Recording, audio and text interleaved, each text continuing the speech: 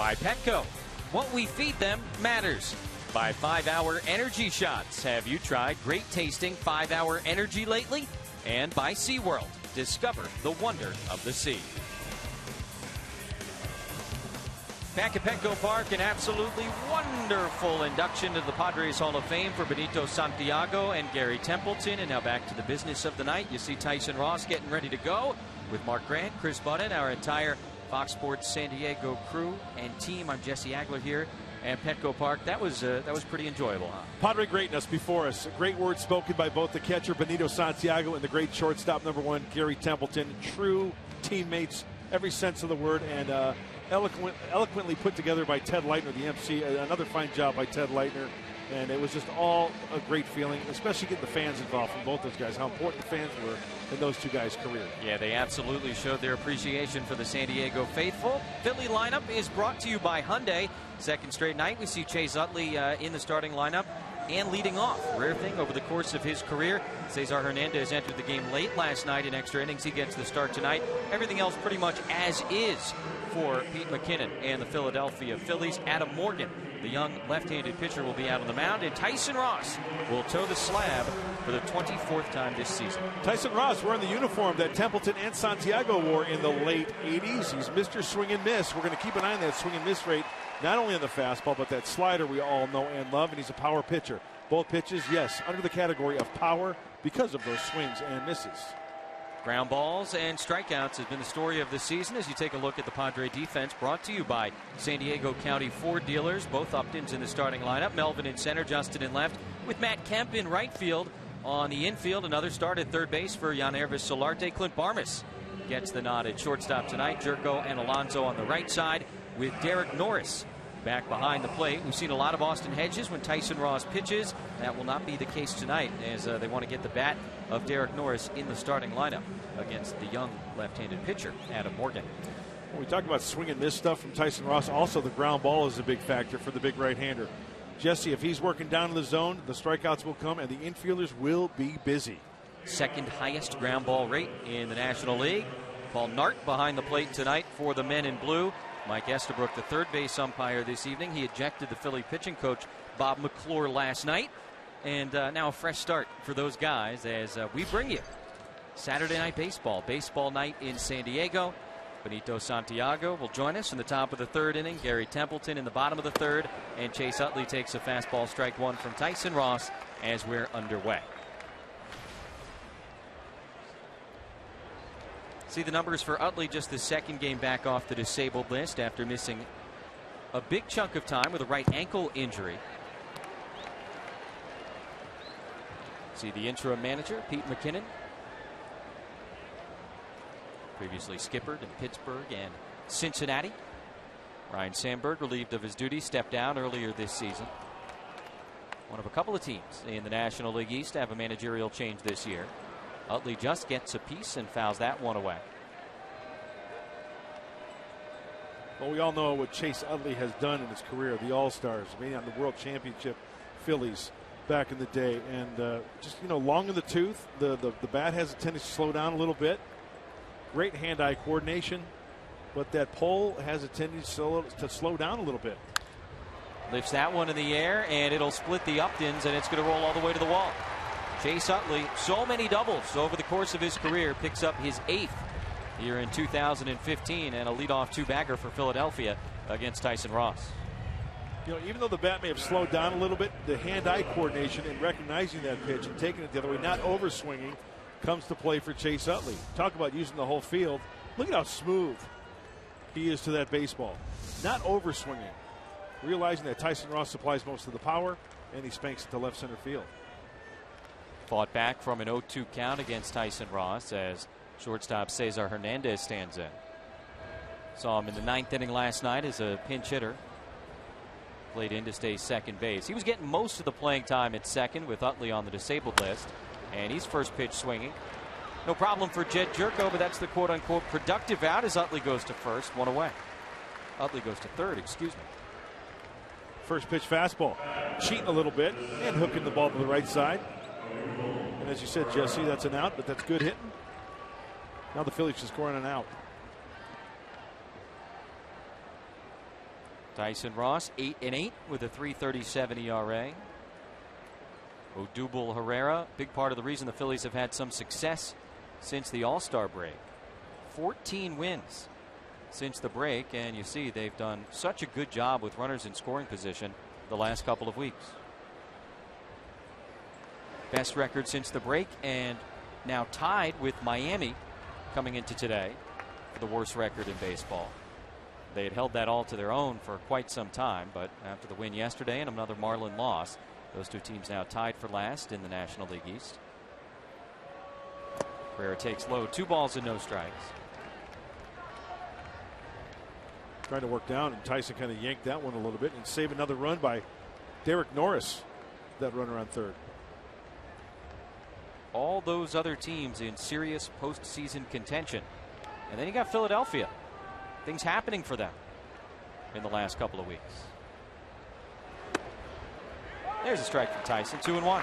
Starters are going deeper into the game. We saw that statistic, 444 the last 14 days with runners in scoring position. That's some timely hitting.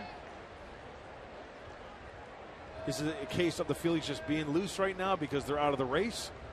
The youngsters are getting an opportunity. All the pressure's off. Infield in about halfway with the runner on third. Managerial change in the mix as well.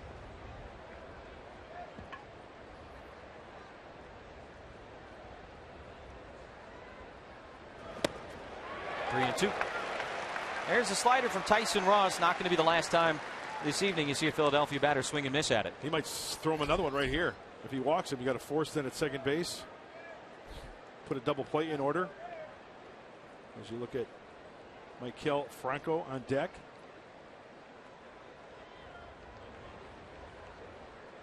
Herrera with the wide open stance has hit in 10 consecutive games. And he chops that one foul. Another slider from Ross. 23-year-old from Venezuela. Made his big league debut earlier this season. This is one of those guys. Last year he was playing A-ball. Unbelievable. In the Philly organization. You talk about an adjustment. He was a Myrtle Beach Pelican at one point last season. Now he's a fighting Phil. By the way, on that foul ball, as soon as that ball was struck, Chase Utley was running down the third base line. Contact play here early, possibly. Good eye by you. That's up the middle for a base hit, and Philadelphia is on the board here in the first. Leadoff double by Utley goes to third on the ground ball, and Herrera cashes in his 30th RBI of the season. Hey, you talk about hitters in the minor leagues. Talk about the pitching in the minor leagues all over the map, right? Guys really don't have the control. And maybe when a kid comes up to the big leagues, he's got a good idea of the strike zone. That works, I think, to his advantage at times because there's going to be pitchers who are going to be around the zone. He fights off that pitch from Tyson Ross. The inside part of the plate, infield drawn in, cuts down the range. Just a little game of pepper up the center of the diamond. Extends his hitting streak to 11 games as another impressive rookie. Maikel Franco stands in. This is a guy that, when all is said and done, could very well be in the conversation for Rookie of the Year in the National League. You see the numbers. Straight across the board, impressive from Franco. Had a tremendous month of June. And has really put himself on the radar around baseball. Runner goes, and Norris is thrown down to second base. Just a little bit late.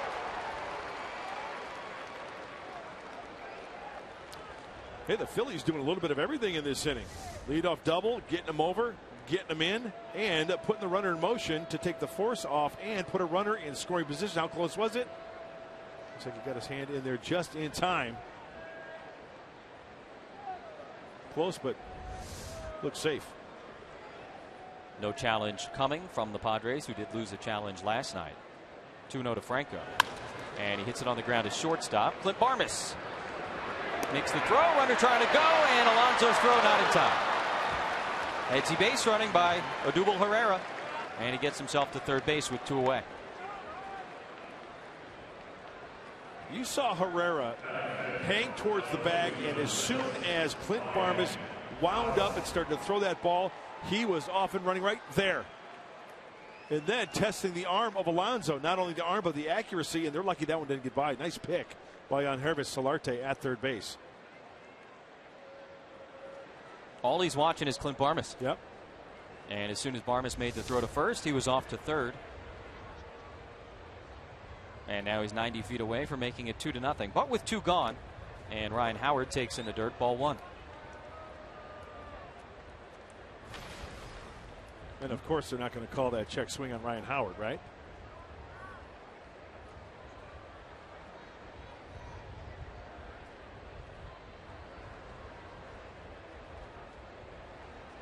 One for 5 in the ball game last night with a towering home run. Comes up empty there. A ball and a strike. Phillies played some long ball last night.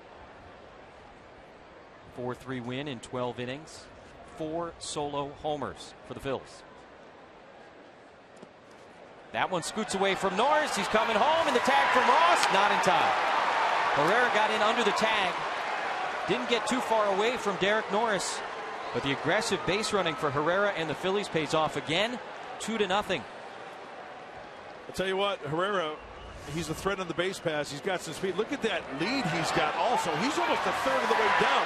He sees daylight. It's not only the quickness, but look at the slide. Foul territory with the hand to beat the tag. Tyson Ross doing everything he can on that feed from Derek Norris. But Herrera's just too quick. Wow. Put on a show. That one gets away from Norris, of course, with nobody on base. A little bit of a different story, and got to catch his breath on the bench in the dugout.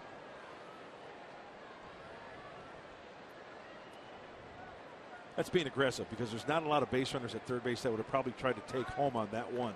It wasn't that far away, really, from home plate. I don't know how many guys would have tried to go second to third in the situation that he did as well.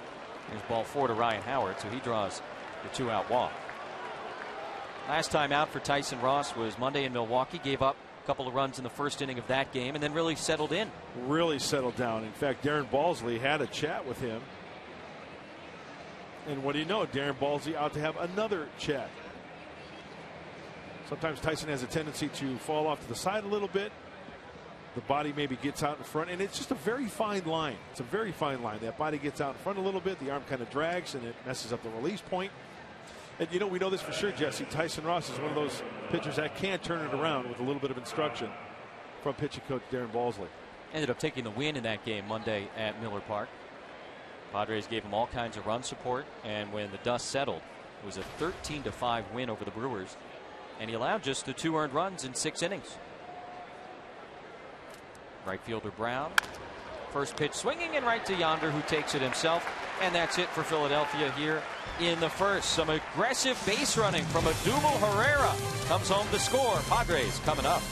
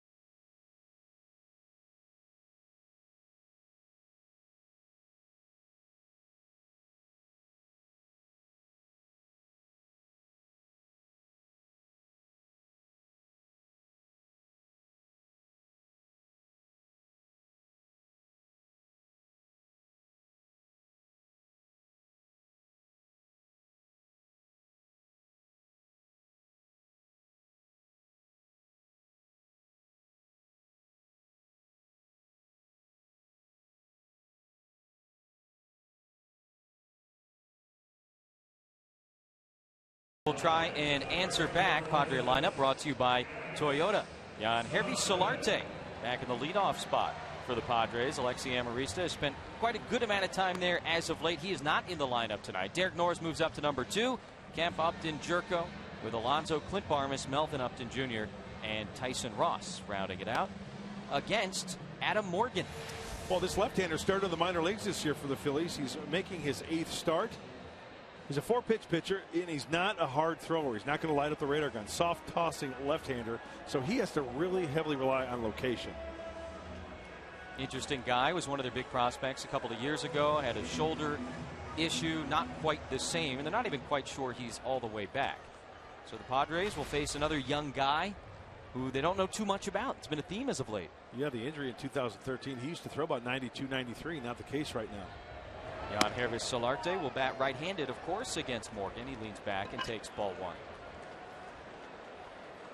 8th big league start for Morgan. Missed all of last season with that shoulder injury. And a guy that went 25 straight starts in the minor leagues without a win. As a starting pitcher, 25 straight starts without a win. And then he won his first 2 big league starts. You can't figure this game out. On the ground over to Franco at third. He throws Solarte out. 1 away in the bottom of the first. Philadelphia defense brought to you by Renovation Realty. Ashley Herrera Brown left to right in the outfield. You see Franco at third.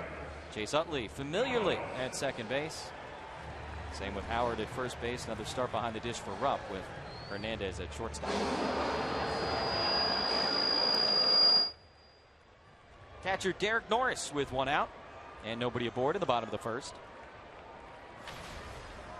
25 straight minor league starts without a win. How do you do that? You can't even try to do that. It's Anthony Young type stuff. Ball 1 to the Padres. Anthony Young, that's a good pull. That's from like the late early 90s. Early right? 90s, yeah. He had a crazy streak where he didn't win a game. Norris last night 2 for 4 with an RBI single and a walk. He's heating up. Morgan gets the call down by the knees. 1-1. Last 8 games for Norris, batting average over 400.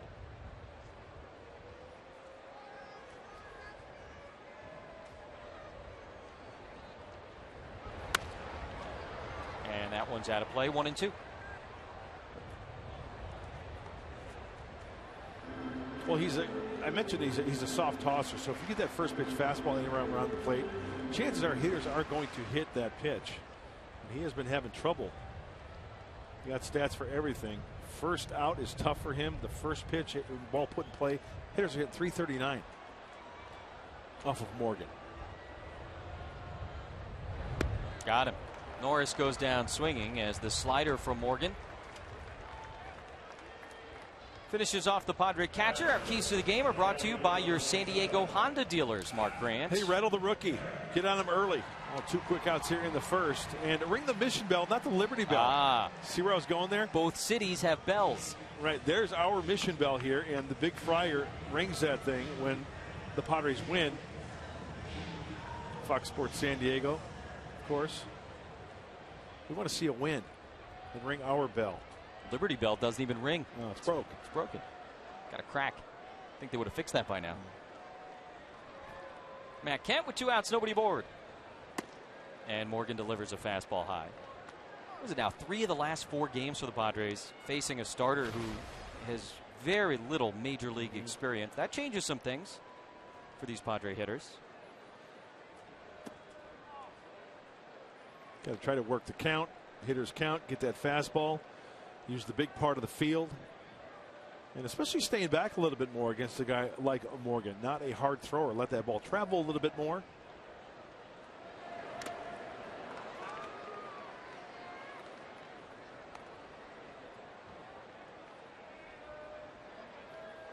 Now that's a great view on a beautiful night.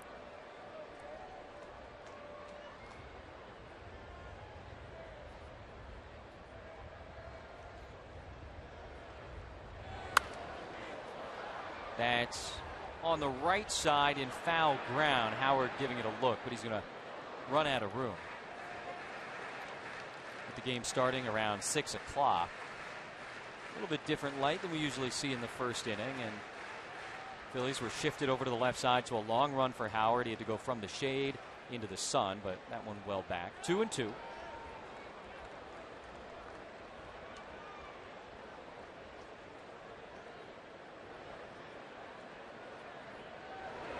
Got him. Back-to-back strikeouts for Adam Morgan to finish off the Padres in the first. 2-0 Philadelphia.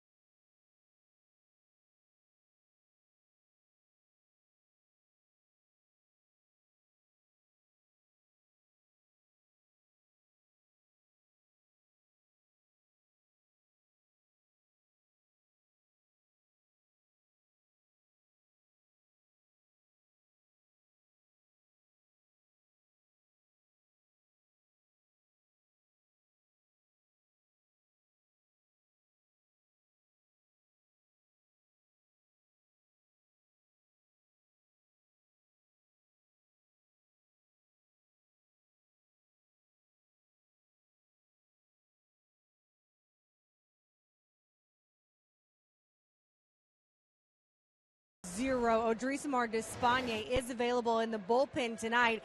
He was slated to start on Tuesday, but the Padres are expected to call up Colin Ray from AAA to make the start on Tuesday. Colin started out the season in AA. During his starts there, an impressive record of a 1.08 ERA. During his 6 games that he's played in El Paso so far, a 4.39 ERA. But again, the club expects to promote him on Tuesday to make the start in place of Despaigne, who is now out of the bullpen.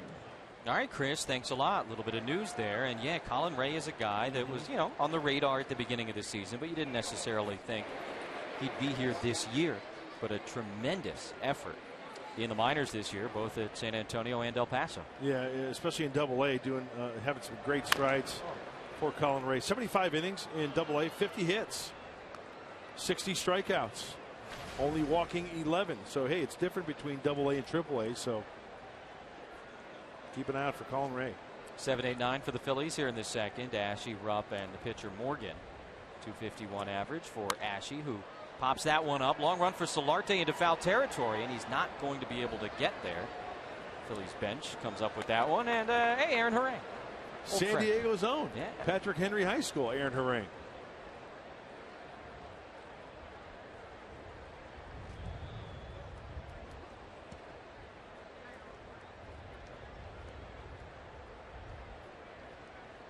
Tyson out there looking for his 9th win of the season. Ashe fouls it off. Still 2-2. This guy likes to pull the ball, Cody Ashe.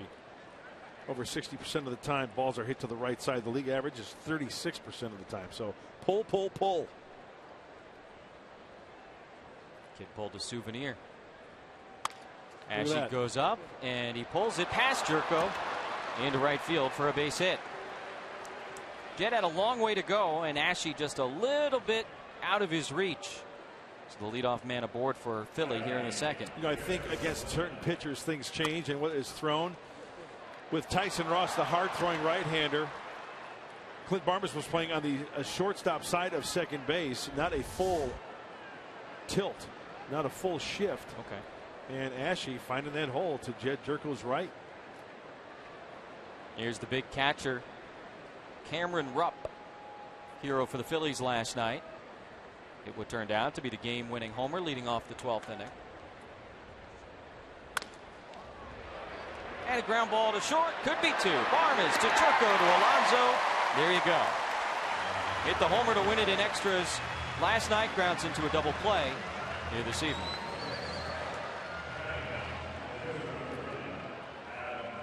Well, you talk about Tyson Ross, Mark, and you said, hey, ground balls, swings and misses, strikeouts, and some of these numbers certainly back that up. He leads Major League Baseball in throwing the slider with 2 strikes. Why not, right? A lot of swings and misses, but lowest in Major League Baseball. Percentage of fastballs thrown for a strike. The walks are up this year for Tyson Ross. And then that last one, the highest in Major League Baseball, the miss percentage versus right-handers. It's because of the moving fastball and that slider down and away. Pitcher Morgan with 2 outs, nobody aboard, takes strike 1. That miss percentage we're talking about, the highest in Major League Baseball, the whiff rate. Total miss. Coming up with nothing. But air. Morgan takes a big swing, 1 and 2. It's just science. Math and science. Get the Bunsen burners and the protractors out. And somewhere in that crowd, Glenn Close is supposed to stand up and. Got him. Morgan goes down looking. First strikeout for Tyson Ross. Bounces back with the double play ball. And we go to the bottom of the second. 2-0 Phils.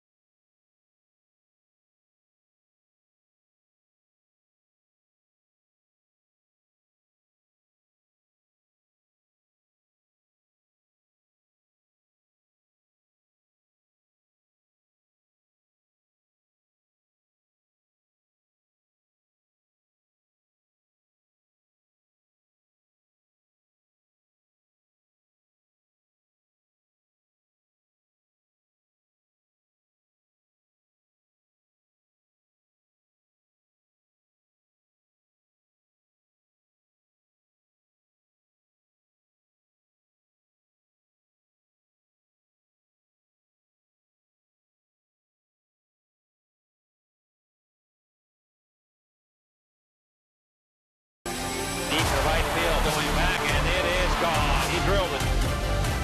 And he will drop between them, and a rebase throw, not in time. Ball to third by Santiago.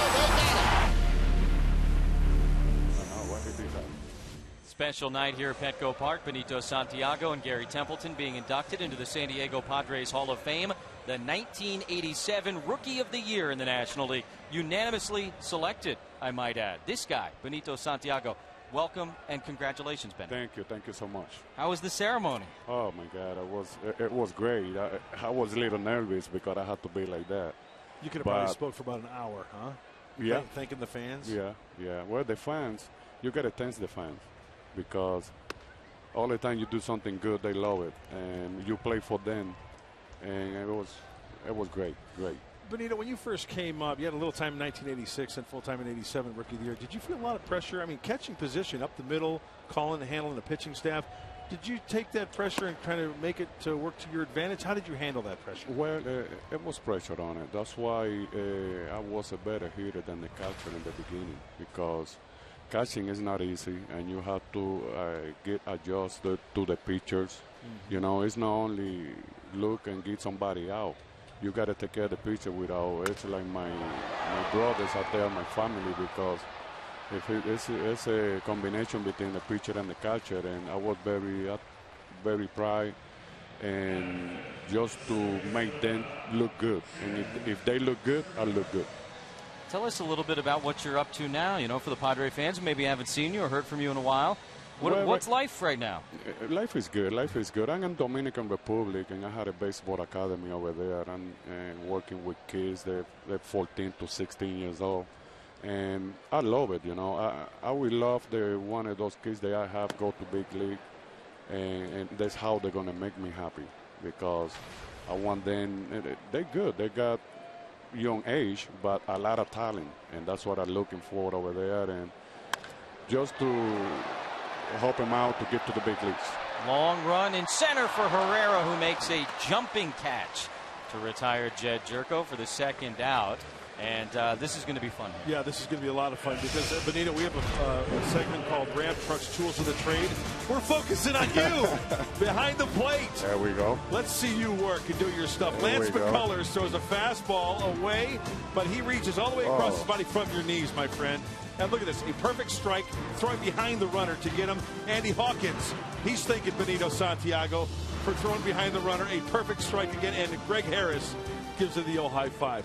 You saved a lot of hides, those pitchers out there throwing runners out, my friend. Yeah, yeah. And I remember when I was first traded to the Padres, first of all, I said to myself, I'm going to be able to throw to Benito Santiago. And secondly, I remember talking, I don't know whether you remember this or not, but you said, hey, just worry about throwing strikes, hitting the glove. If guys are going to go, I'll throw them out. Yep. Yep, that was my job. That was my job. And you did it really, really well. Quick 1-2-3 inning for Adam Morgan. Benito, thank you for coming by. Congratulations, and enjoy the rest of your night tonight. You're welcome. You're welcome. Thanks, Benito. Thank you, guys. Thanks for having me. Outstanding and our absolute pleasure. We'll go to the third at Petco.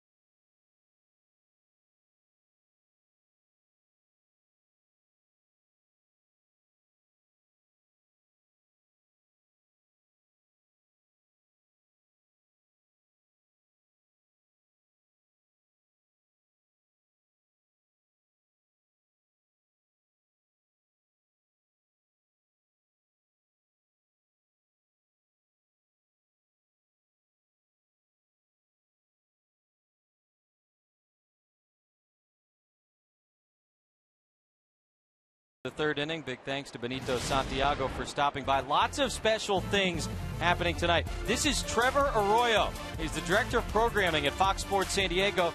The lefty got to throw out the first pitch tonight to Austin Hedges. What an honor it is, and need to work on those mechanics a little bit. We got Fox Tracks. What do you think?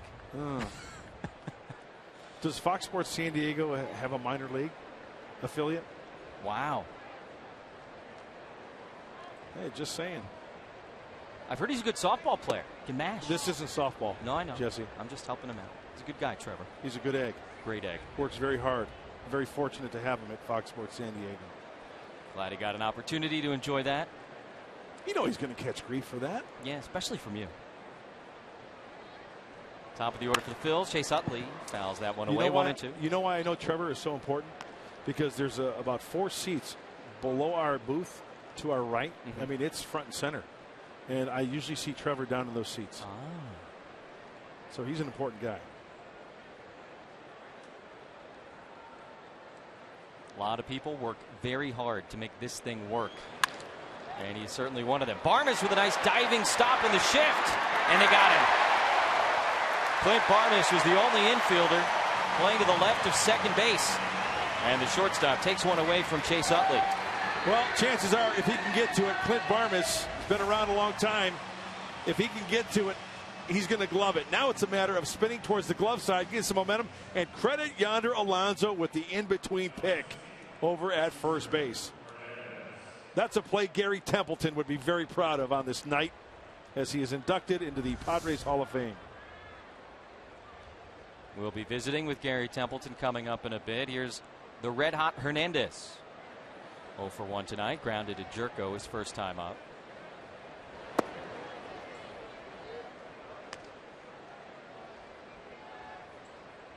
Fun night. Not just another Saturday night. Not just another baseball night in San Diego with Templeton and Santiago being honored. Team in the throwback uniforms of that era. As Hernandez goes the other way and collects a 1-out single to left. Fourth hit for Philly. How about getting on top of that pitch and taking it the other way? That's impressive. Talked to Larry Boa before the game, the bench coach for Pete McCannon. And he really likes this kid, Hernandez. Got a good idea. Good job at shortstop. Good piece of hitting right there. There's Larry on the left. When Benito Santiago arrived in the big leagues, Larry Boa was his manager. Mentioned him in his speech before the game. And you saw Boa kind of up on the top step of the Philly dugout. He was watching, he was listening, and he was really enjoying that. You could tell. It's great. Good baseball man right there. One of the smartest baseball men I know. I asked him, I said, would you ever manage again? He goes, heck no.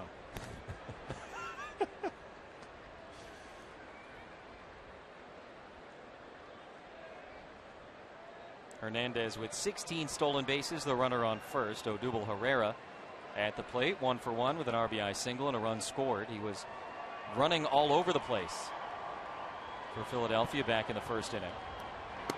And he takes a nice tight pitch on the outside corner for a strike. Little two-seamer. Two-seam action at 92. You know, Tyson has that good run in that two-seamer, but he'll also incorporate a cutter once in a while. Last 5 or 6 starts, he's thrown a handful of cutters. And, of course, that slider and occasionally a changeup as well.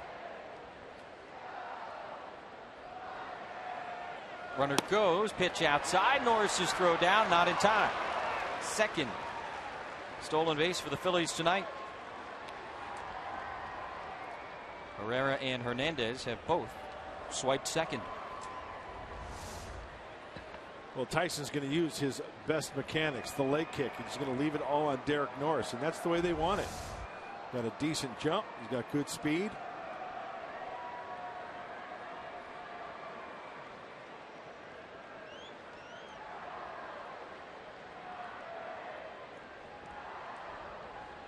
Phil's got a couple in the first. Held off the board in the second and have a man in scoring position here in the third. Seen a lot of first inning scoring against the Padres during this last road trip. Anything you make of that? Is it sort of coincidental? Do you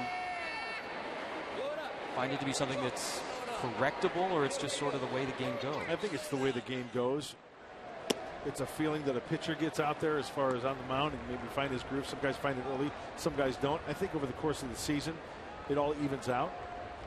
But one thing is for sure, Darren Balsley last time out, remember he made that in Milwaukee, that visit to the mound, and Tyson really turned it around. Pitchers talking with pitchers, Ian Kennedy and Andrew Cashner.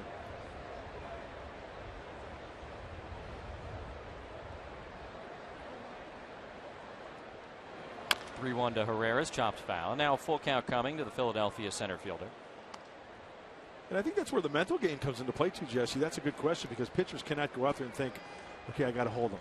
Can't give up any runs in the first. I can't give up any run. And the next thing you know, there's a run in and you're going from the stretch again.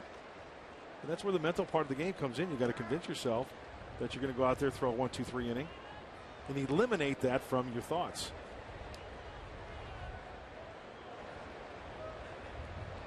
Utley scored the first run for Philly. And we'll see how Ross approaches Herrera with a full count and first base open. That one also past Jerko and into right field for a base hit. That'll get another run home as Hernandez crosses the plate. An RBI single for Herrera for the second time tonight. And the Phillies on top 3-0 here in the third.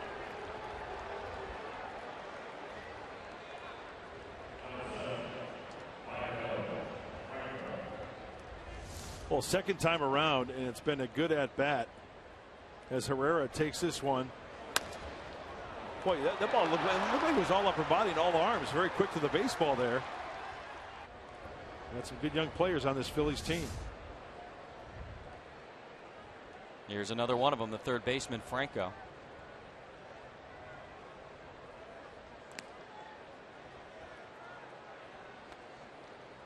Certainly going to keep an eye on Herrera, who stole his 10th base back in the first inning.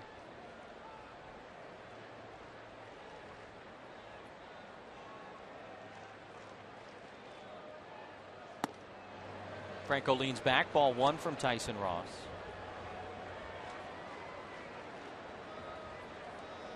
Franco grounded to shortstop his first time up, was 0 for 4 with a walk last night.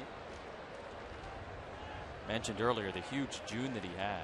Hit .352 that month with 8 home runs. Herrera goes, swing and a miss, throw down to second base, not in time. Good throw from Derek Norris, just a tick late. Herrera steals his second base of the night.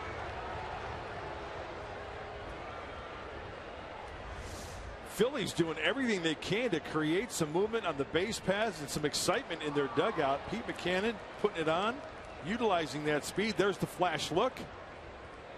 Nice pick by Jed Jerko, preventing that ball going into center field, and he just gets his hand in time on the bag. Ball and a strike to Franco. 2-1.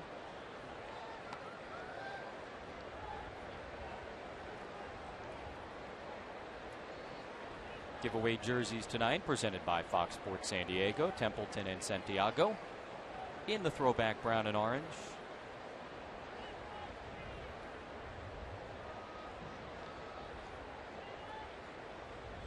Franco takes strike two.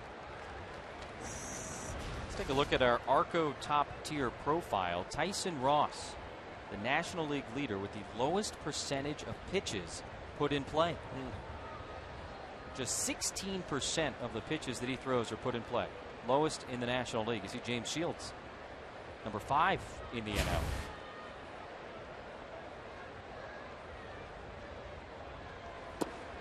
Three and two. You know, you talk about that, and what do those numbers mean? You know, forget that for just a second. You just look at the other names on that list. Sometimes that's as relevant or important as anything else. And you know what else is impressive about that, and those names on that list, is Tyson Ross. He leads the league in walks going into this game with 63, but the few home runs, only 4 home runs. Done a great job there. That one's chopped foul at the plate. I'd rather have a guy lead the league in walks and very few home runs, because of this stat here, because it seems like when he really needs to make a pitch is a swing and miss with guys on via the walk, rather than having a guy who's going to give up 25 home runs and, you know. Sure. Talk about the company: Lance Lynn, Clayton Kershaw, Liriano, Shields.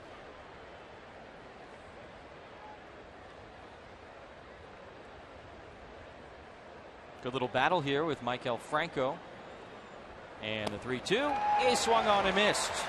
Second strikeout for Tyson Ross. 2 away. That pitch goes on the positive side for Tyson Ross on the chase percentage. The breaking ball out of the zone. A ball, but swung on and missed. Get up on top of it, pull the string. Look at the action on that.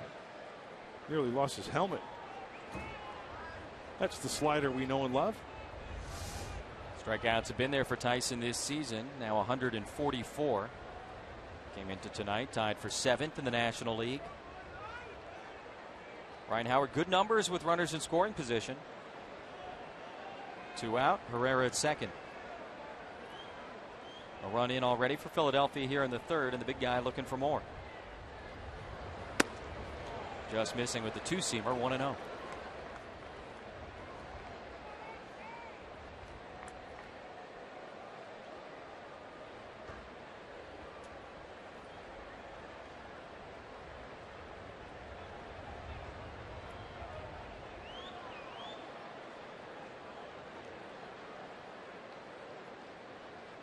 Howard walked in his only other time up here this evening. Last evening, one of the 4 Philadelphia home runs. Not a cheapie out to right center field. Yeah, James Shields knew exactly when that ball was struck that he had just located a pitch poorly. It was a backdoor, looked like a slider / cutter. Didn't get it down enough. In fact, all the home runs last night were off the breaking ball. Not the changeup, the breaking ball. Slider / curveball. Howard closing in now on another 20 home run season. He's got 19 this year. 8 times in his big league career he's hit at least 20 homers in a season. National League MVP back in 2006. Pulled him there, 2-2. He'll throw it any time. We just saw it there. 2-1, hitters count. Runner in scoring position. Jesse, you just got done talking about Ryan Howard with runners in scoring position. And we'll take a look at the breakdown for Tyson. 22 balls, 33 strikes. Everything trying to be down and in here. Got him down and in. Couple of strikeouts in the inning for Tyson Ross. The Phillies add another. They're up 3-0 in the third.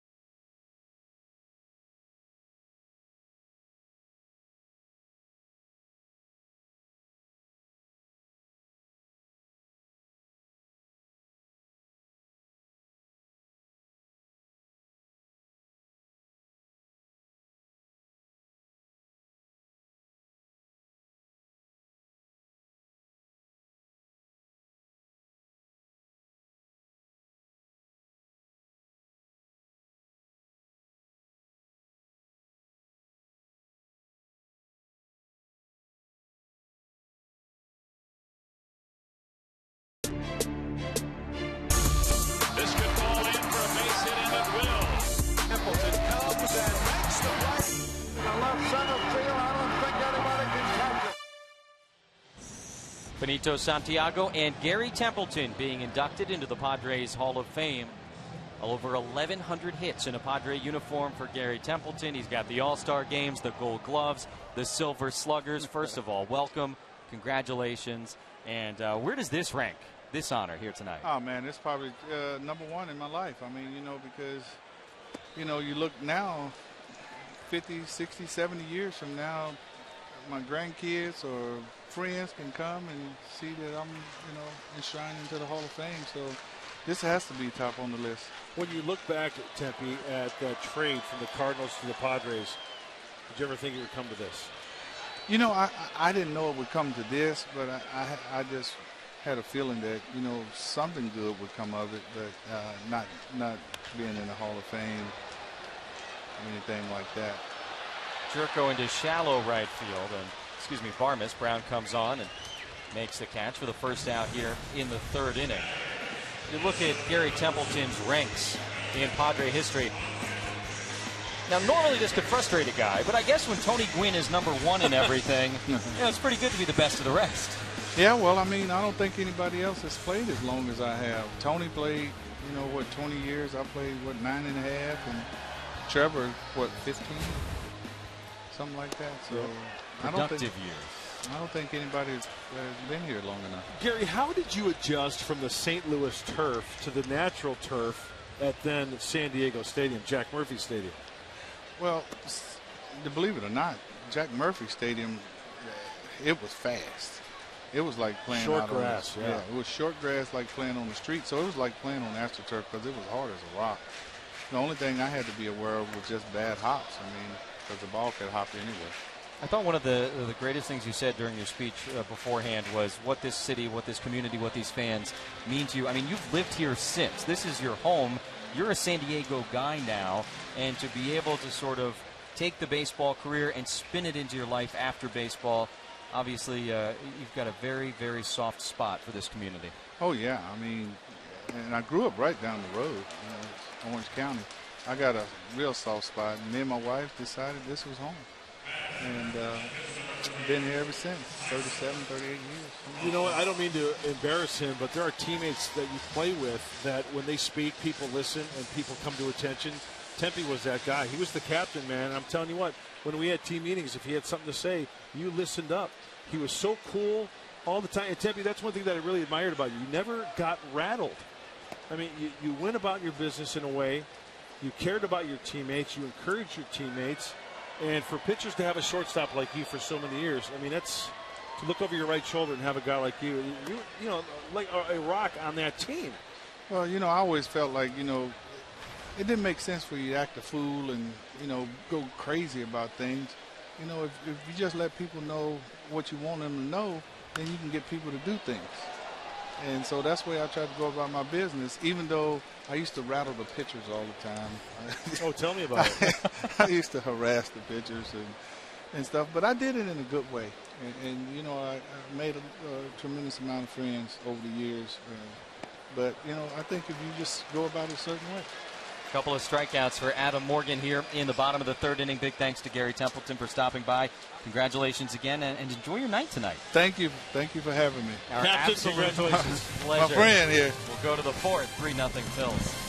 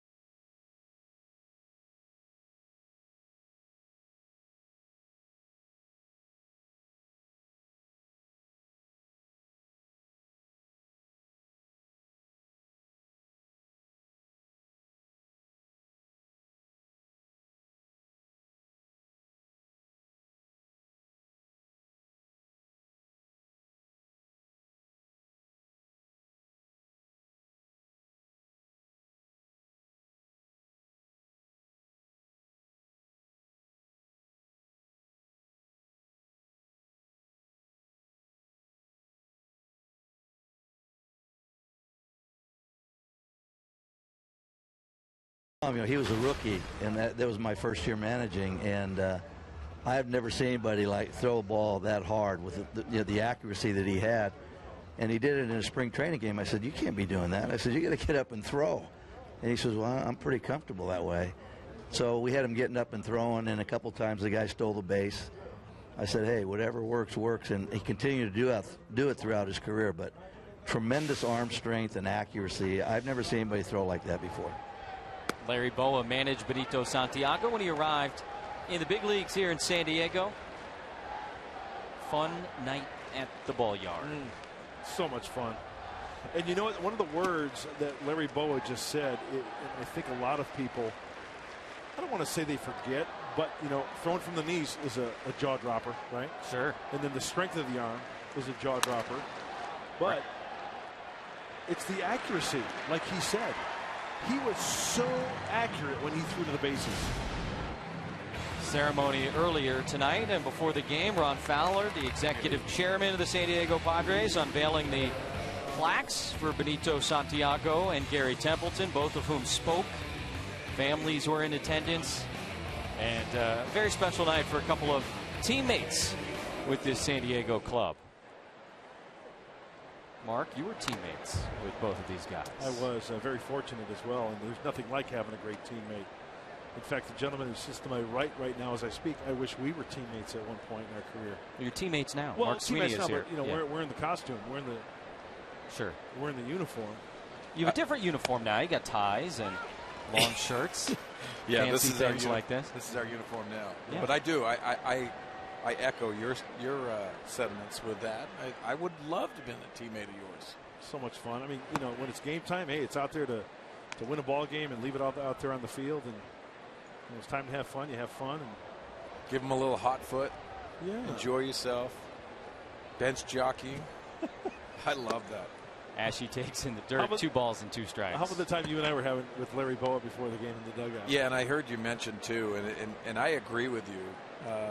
One of the smartest baseball men I've ever been around. Just knew the game inside out, Jesse. And when you have a guy like that, you can learn and you can pick his brain. So many things that very knowledgeable. He's got a great sense of humor. Yeah. But he's also one of those guys that snappage. If it gets serious, yeah, it's going to be real serious, and just respects the game and a lifer. As she takes strike 3 call. A couple of quick outs for Tyson, who has found the strikeout pitch. That's 4 now. As we take a look at the Padre players who are in the team's Hall of Fame. Randy Jones and Nate Colbert both winning that initial class back in 1999 as the organization celebrated its 30 years. Dave Winfield the next year. Tony, of course, in 2002. And then things kind of got quiet for a while. This organization now really trying to, sort of reinvigorate the Hall of Fame. Trevor Hoffman last year, and Benny and Tempe here in 2015. Jesse, so important, and you know this, Mark. You have to build your organization. You have to build history.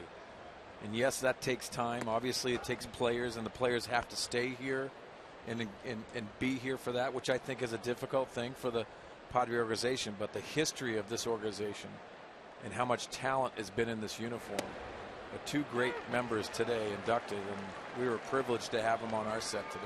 It was nice, too. You heard Ron Fowler in the ceremony beforehand say there will be a new physical space for the Padres Hall of Fame by the time the All-Star game rolls through here next summer. So a place for fans to go and check all this stuff out. Rupp goes deep to left. Justin Upton in front of the wall. Makes the catch, and a 1-2-3 inning for Tyson Ross here in the 4th.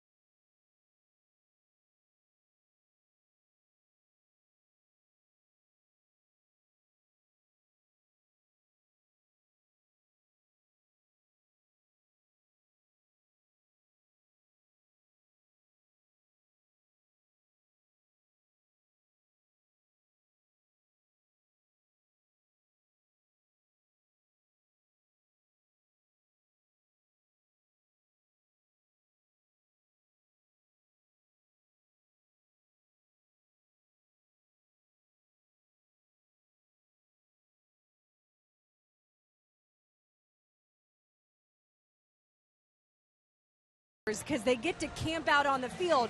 Well, one of the ticket holders gave away their tickets to USO San Diego. There was a competition for who would get those tickets, and I am joined with the winners. It's the Burke family and their son Hunter. who will get to sleep today on Petco Park's lawn. That's pretty nice. So the competition mom, we had to send in a photo of you guys camping out. So what was the winning photo? So it was a photo of him in a tent on the beach. I took him camping while Daddy was deployed about a month ago. That's awesome. You won Super Mom of the Year award with that one. Dad, you just got back from an unexpected deployment just 4 days ago. To be able to spend a night like this with your family, how precious are these moments for you? It means the world. We love the Padres, and baseball is one of our favorite things. Well, I appreciate the time. You guys have fun tonight. Enjoy it, Hunter. Is that good? I will. Guys, back to you. All right, thanks a lot. That's a great family. John, thank you for your service, everything you do, and thank you to the family for doing what you do in support of him. And they'll have a slumber party tonight on the field. Thank you, Chris Budden. Mark Grant, how are you with pitching a tent? Can you help out tonight? Hey, you know what? I was not a Boy Scout, but I remember camping out in the backyard with my young ones back in the day. Yeah. A lot of fun. Those are the memories that last a lifetime. You did it last night. Who are you kidding? I remember. Distant, hazy memory that he's trying to call back. Way back. Time machine. Top of the order for the Padres against Morgan here in the fourth as San Diego looks for its first base runner of the night against the lefty. And Solarte will make that happen. Drops that one in front of Brown. And a leadoff single here in the fourth. Put him in the stretch. Yeah. There goes the no-hitter. Yeah, I said it. He wants it inside. It leaks down and away. And Jan Harvis from the right side. Good looking swing, Mark Sweeney. Taking him the opposite way. He's doing such a nice job. And you see this hot streak that he's going through. His lower half is really working. Staying in the strike zone and also right-handed. That's got to feel good for Jan Solarte. Solarte, if you look at the qualifying batters now, is actually the Padres' leading hitter. Well, he's earned it, and really have gone through some adversity by not playing, the frustration, but also being prepared. Derek Norris swinging well as well, and takes a belt-high strike. 0-1 from Morgan. You know, Jesse, you look at all the fans of San Diego, and a lot of people are starting to ask me, what's Solarte about?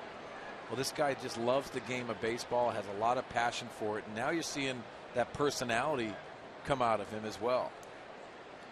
We heard Chris Budden talk about that, I think in the last couple of days, and there's a comfort level now for Solarte in showing his personality because he's playing every day, because he's contributing, and that's one of the things that has to happen, right, for a guy to kind of come out of his shell. I think the best comes out of a player when management, coaches, your teammates allow you to do just that.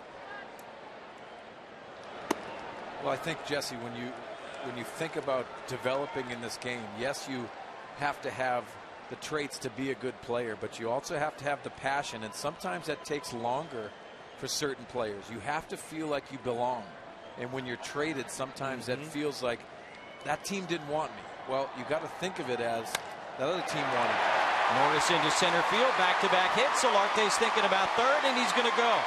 Great headsy base running by Yangervis Solarte. Never slowed down. Went full speed into second, full speed through second, and into third. Hard hit ball up the middle for Norris. Second hit of the night for the Padres. Jesse, we saw last night an approach and a commitment by Derek Norris to go the other way. Now you're seeing the benefits of it. Good hitting position, line drive up the middle, and driving that to that right center gap. And watch Jan Solarte put his head down, because you're watching how the center fielder fields that and advances to third base. Nice base running. Mark, that's the one thing I noticed. When Herrera went to his left and he was kind of back on his heels just a little bit, Solarte took it upon himself, said, yeah, I could take the extra 90 feet. No help from the third base coach. This is good instinct on the base paths. Tying run at the plate. Matt Kemp at the plate. Nobody out here in the fourth. And on the first pitch, he fouls one back. Morgan did not give him a fastball to start things off. 0-1. Kemp's been good with runners in scoring position. 44 of his team leading 59 RBIs coming in these spots. He and Justin Upton have each driven in 59 runs to pace the Pods.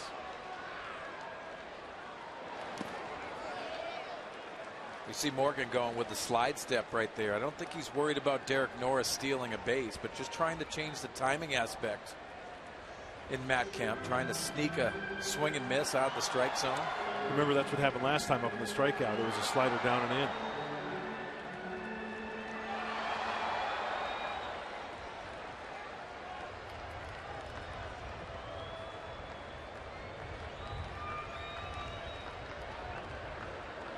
That one's up the middle, and another hard hit ball for the Padres. San Diego on the board as Herrera bobbles it. Now Norris going to try to go to third base, and they got him. Oh, the misplay in center field actually helps Philadelphia. Herrera's bobble gave Norris the impetus to try and go to third base. He recovered, threw him out. San Diego, though, does get on the board as Kemp drives in Solarte. Well, this is a mistake by Derek Norris. First, we're going to take a look at the swing by Matt Kemp off the end of the bat, but working the middle of the field. And then the bobble. I don't think Derek Norris was in a position to be aggressive in this because of the advancement going to second base, assuming that he was going to make the play. For base runners, you have to put pressure on the outfielders to peak at times, and he ends up going late, getting tagged out easily at third base. You know, and also I'm wondering if Derek Norris on first base in that situation, that line drive from his vantage point, maybe did he hold up a lot of it because maybe to figure out if that ball might have been caught by the shortstop? You never know from that vantage point. You see that line drive, and to have that shortstop where he's playing, if he's going to get a chance to catch that ball. I agree with you, but you've got to understand, once it's through the infield, that's when you kick in the aggressiveness. You have to put pressure on the outfielders. As an outfielder, very difficult to know if I'm playing deep, that ball is so deep I have to field it cleanly. When you bobble it, you have to be in position to advance. You could see him slapping his leg after he got tagged out. He was frustrated. He wasn't in better position. Ball one to Justin Upton after a check on Kemp. Upton flew to center field his first time up as Norris straps the gear back on. How about these catchers? Rupp and Norris both caught the extra innings last night, both back in the early start here today. Yeah, and we're in August. Dog days. Weather here probably a bit more temperate than Philadelphia, but nonetheless, at this point in the season. Foul tips, running the bases, getting hit by a pitch, calling a game. There's a lot going on.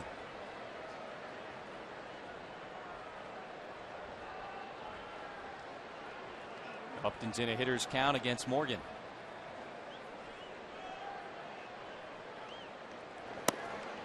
And ball three. Working very carefully to Justin Upton. Jed Jerko waits to hit next.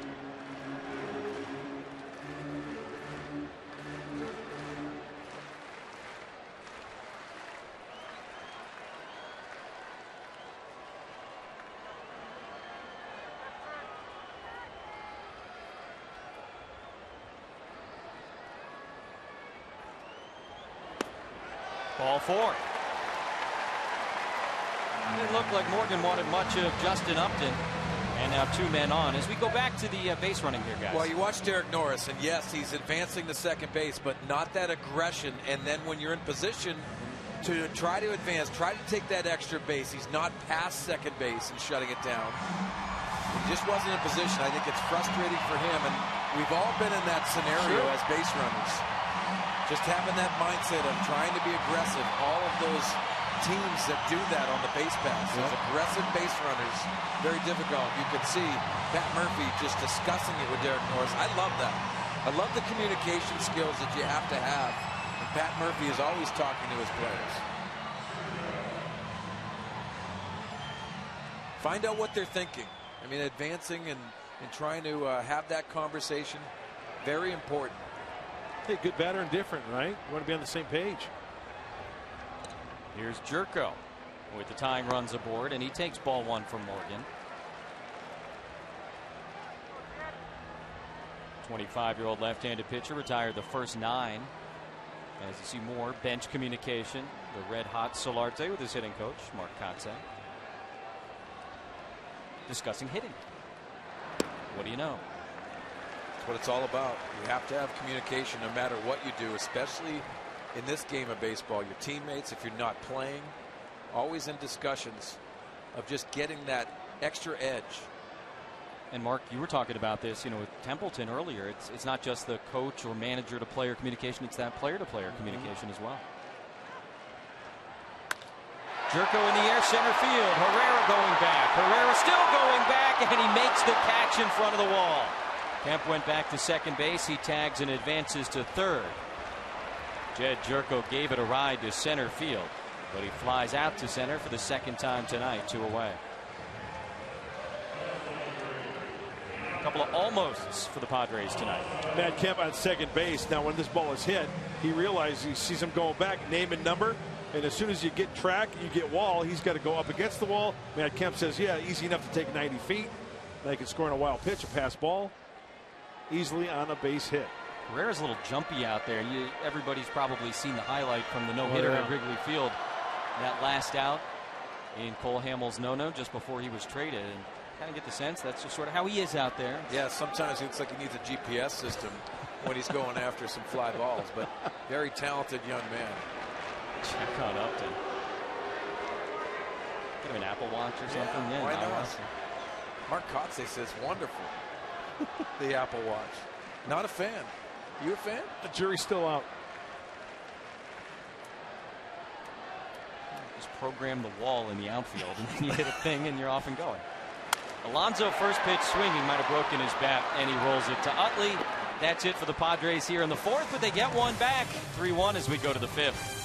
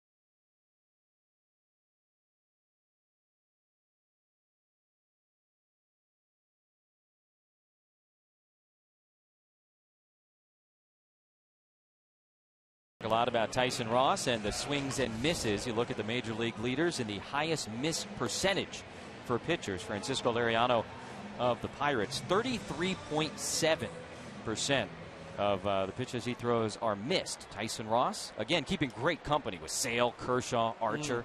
And you know what, Jesse, I loved your point too the last time you talked about the graphic, is that look at the names on that list, and Tyson Ross doesn't get the notoriety because sometimes he gets stuck in that bubble of a team that's not producing so much. But Tyson Ross throughout the league now, everyone comes in and says, this young man can throw, he can pitch. He needs more love. Yeah, he does. How about that one game he threw in Arizona? I'd have to check the notes, but it was at Chase Field. The complete game, the only one the Padres have had this year. That's right.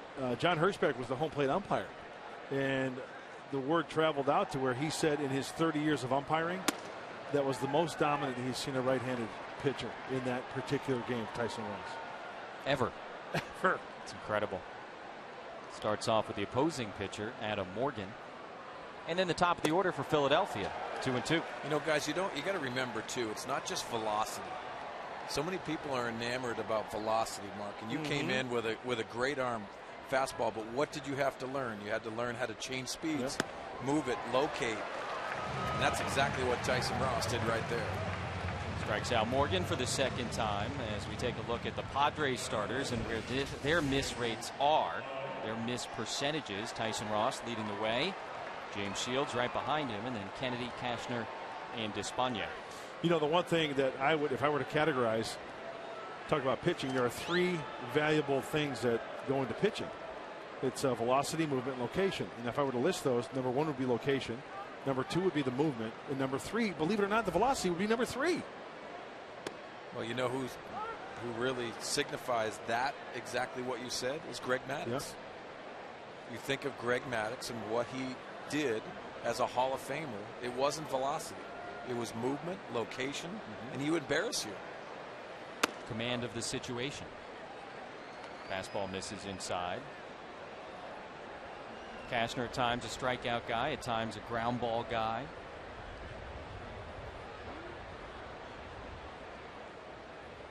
Whatever works. On the left side, Solarte was there in the shift. Throws Utley out, 2 away.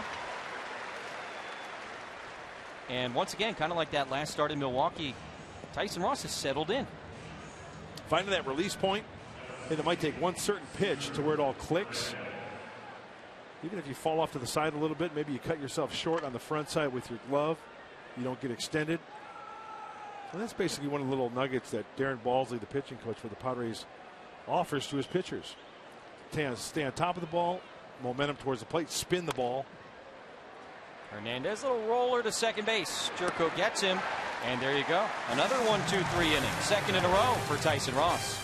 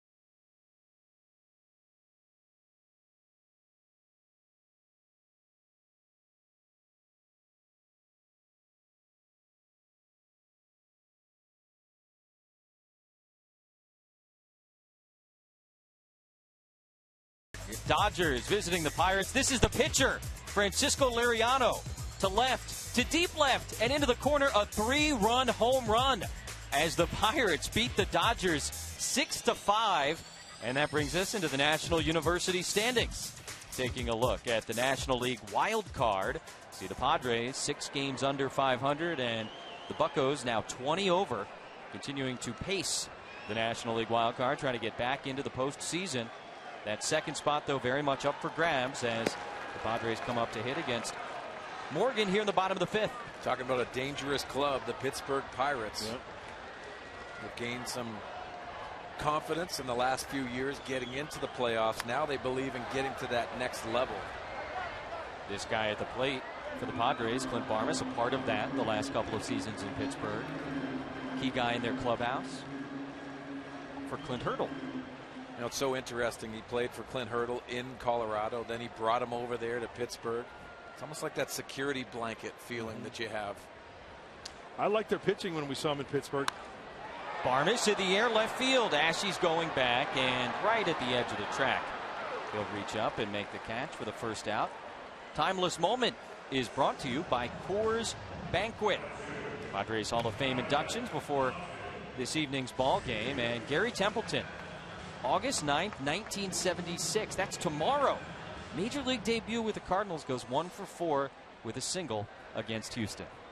How cool is that? Yeah. August 9th, 1976, Major League debut. August 8th, 2015, inducted into the San Diego Padres Hall of Fame. Smiling ear to ear. You saw him after he's in here today. Tempe's got such. You smile being around him, right? Oh, it's infectious. And you know what? The way you heard him, the viewers at home heard him on the air being interviewed, that's the way Tempe was in the clubhouse. Calm, cool, collected. Visit on the mound, he'd walk up. Oh, Tempe's coming over. I better listen. And he'd give you some words of encouragement. Hey, let's settle down. Let's come on now. It was the same we heard on TV as it was in the field and the clubhouse. Classic. The captain. Talk to guys and people who were around the '84 team, and they refer to Gary Templeton as the glue. You know, the guy that kind of bridged the younger players and some of the older veterans. Ball and a strike to Melvin Upton. I got a story. I was traded in '90 from the Padres to the Braves. It made a lot of Padre fans happy. Anyway, so I'm in the hotel lobby in Pittsburgh, and I've got my bags by me. I'm catching a cab to the airport. So Tempe comes down off the elevator, and he sees me with all my bags. And he goes, "Hey, Mud, what's going on?" I said, "I got traded." He goes, "Come on." And really? He starts. I said, "No, I got traded." He goes, "Where to?" He goes, I said, "The Braves." He goes, He goes, "We play you guys next week, right?" I said, "I think, yeah, it's pretty coming." He goes, "I'm having trouble with that middle-high fastball, about belt buckle high, middle in." It was his typical Tempe. Yeah. Because he used to crush that pitch. Oh, he could pick it too, man. And he showed off that arm when he needed to. Did you face him? I did, and I can't remember what happened. I'd have to look that up. You got a guy for that. Melvin Upton grounds out to shortstop for the second out here in the bottom of the fifth. He was the type of guy to where he would use his arm when needed. He wouldn't show it off just to show it off. It was a routine ground ball, pick it up, bam. But I'll tell you what, if he had to go to his right or his left, he would get up on top of that thing, and I'm talking a P-rod. Yeah, that's when they talk about the internal clock. Yep. And see, people go, "What are you talking about?" That's exactly what they're talking about. They know how fast every runner is, how much they need for the arm. Omar Vizquel comes to my mind. That's one of those guys, and there's not a lot of players that have that. Talking about a couple of pretty serious defensive guys tonight, Templeton and Santiago. Inside to Tyson Ross, who's at least showing a little bit of bunt there, 1-0. And look, these guys, they've got the numbers, they've got the defense. But when you're talking about Gary Templeton here, he brought that clubhouse thing, that off-field thing that is a part of all of this when you're honored by a team by being put in their Hall of Fame.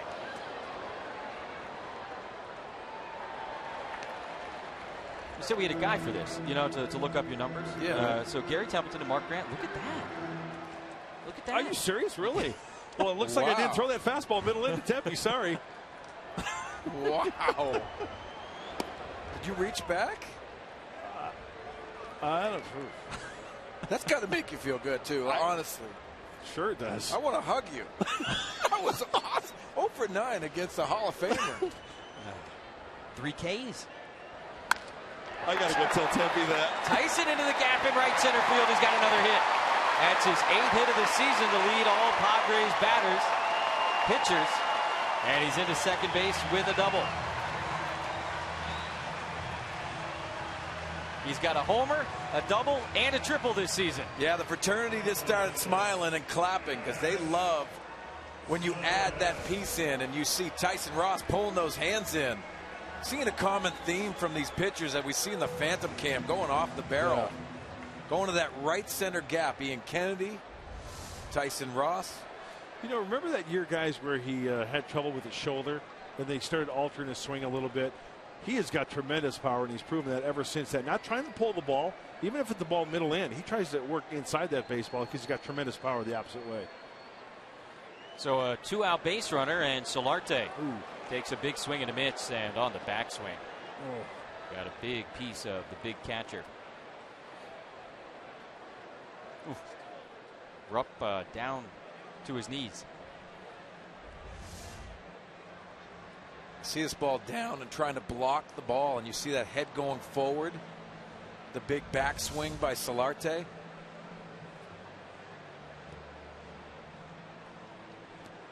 Checking inventory. Rupp is a big guy, but no matter your own size, when you take a shot like that to the back of the helmet, it's going to take you a moment or two. And that is a big kid right there. They list him at 6'2", 258. He looks bigger than that. Yeah.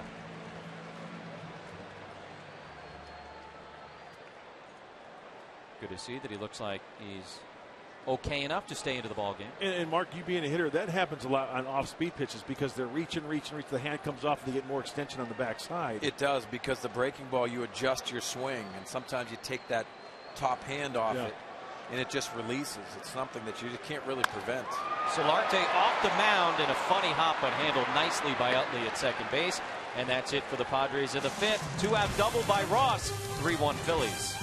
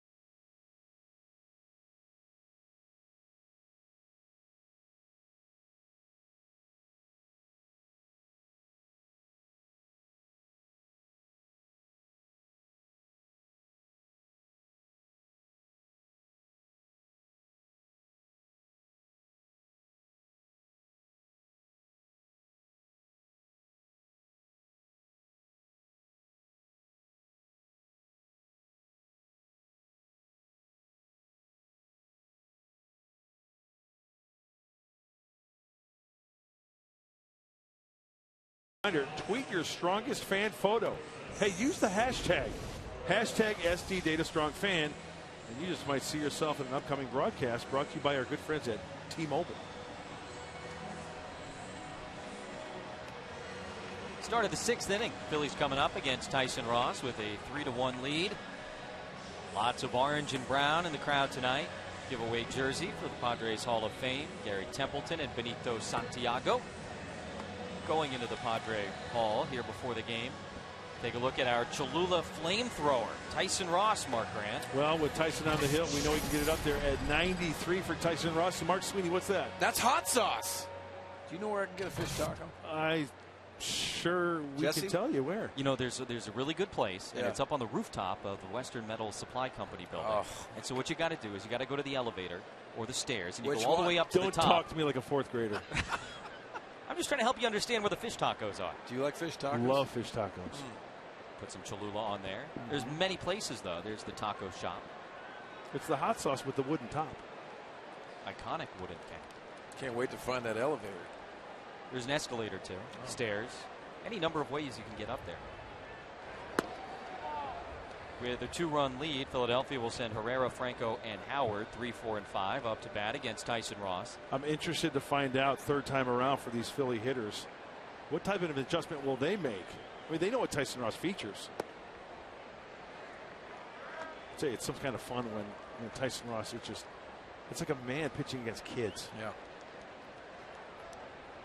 Kid Herrera has had good success against the man Ross tonight. Couple of singles, couple of stolen bases, couple of runs scored. Mark Sweeney, as a former hitter, how do you look at these young hitters for the Phillies with the very aggressive swings? Yeah. I mean, it's easy to tone back and pull back. Is that something you'd rather see? I'd rather see aggressiveness. I'd rather see, especially on the fastball. There's one thing that I think every manager in big leagues is going to say that frustrates him is taking a fastball, taking too many pitches. And you've seen these young hitters, yes, they're going to be exposed out of the strike zone, but I think that comes with a lot of experience. Obviously, when you're facing a guy like Tyson Ross, It almost feels like you got 2 strikes on you when you step in the batter's box. That's a great point. Does have 2 strikes on Herrera, and he gets him with a changeup. 6th strikeout for Tyson Ross. Did you see the movement on that pitch? It looked like a changeup. And you look up the velocity, that's a 2-seamer. Wow. I'm sorry. Ran away. Wow. That's like a wiffle ball.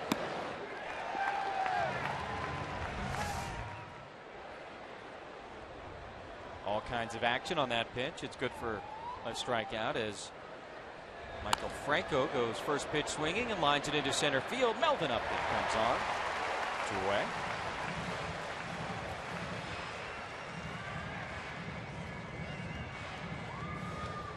Closed captioning tonight is brought to you by Wiener Schnitzel.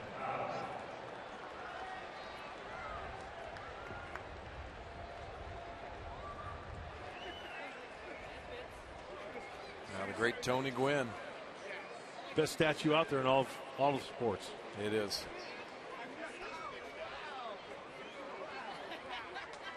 Miss him. Yep.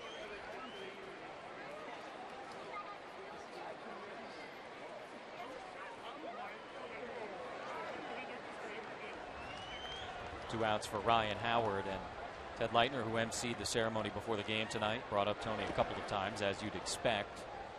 Jerry Coleman as well, and these are the nights when the organization and the fans and the ballpark really reflecting on the history of this thing, and you start thinking even more. Yeah.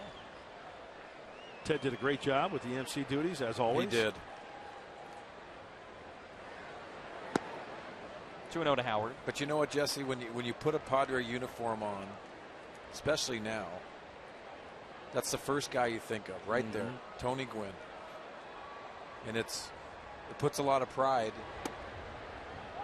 in yourself just to emulate some of the stuff and how he handled the game, how he handled fans. You can go on and on, but that's what you think of. And I think for Gary Templeton and also Benito tonight, it's those thoughts that really, that's what Benito said to me today on the set. Playing with Tony Gwynn and playing with those guys and learning the game. You understand how important it is to know about the history of the San Diego Padres. Got it. You can tell it meant a lot to Santiago and Templeton. Tyson Ross strikes out Ryan Howard. 7 Ks for Tyson so far tonight. 149 on the season. Phillies still up 3-1, middle of the 6th.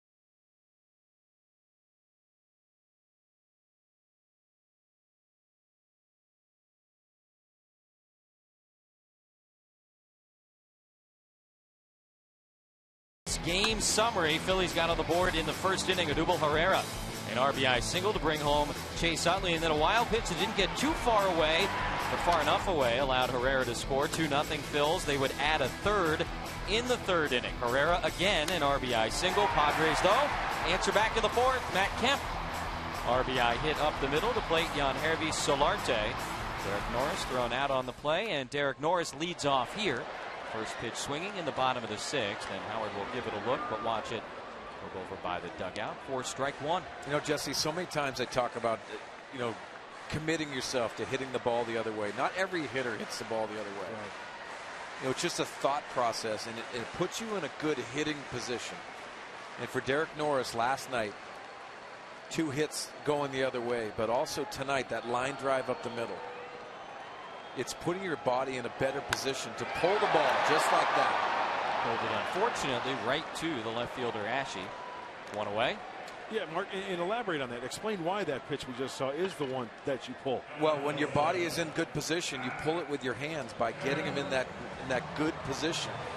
But if you pull it with your body, that's what creates those ground balls and the miss hits. But it's the approach that you put yourself in. So many times we talk about it all the time, and especially me, going the other way, that thought process. But when things aren't going well, you have to try to create yourself and put you in a simple position hitting wise, and Derek Norris is back on that. Matt Kemp is driven in the only run for San Diego. That's with 1 out here in the 6th, and he takes down and in from Morgan. Kemp hit the ball hard his last time up for that base hit.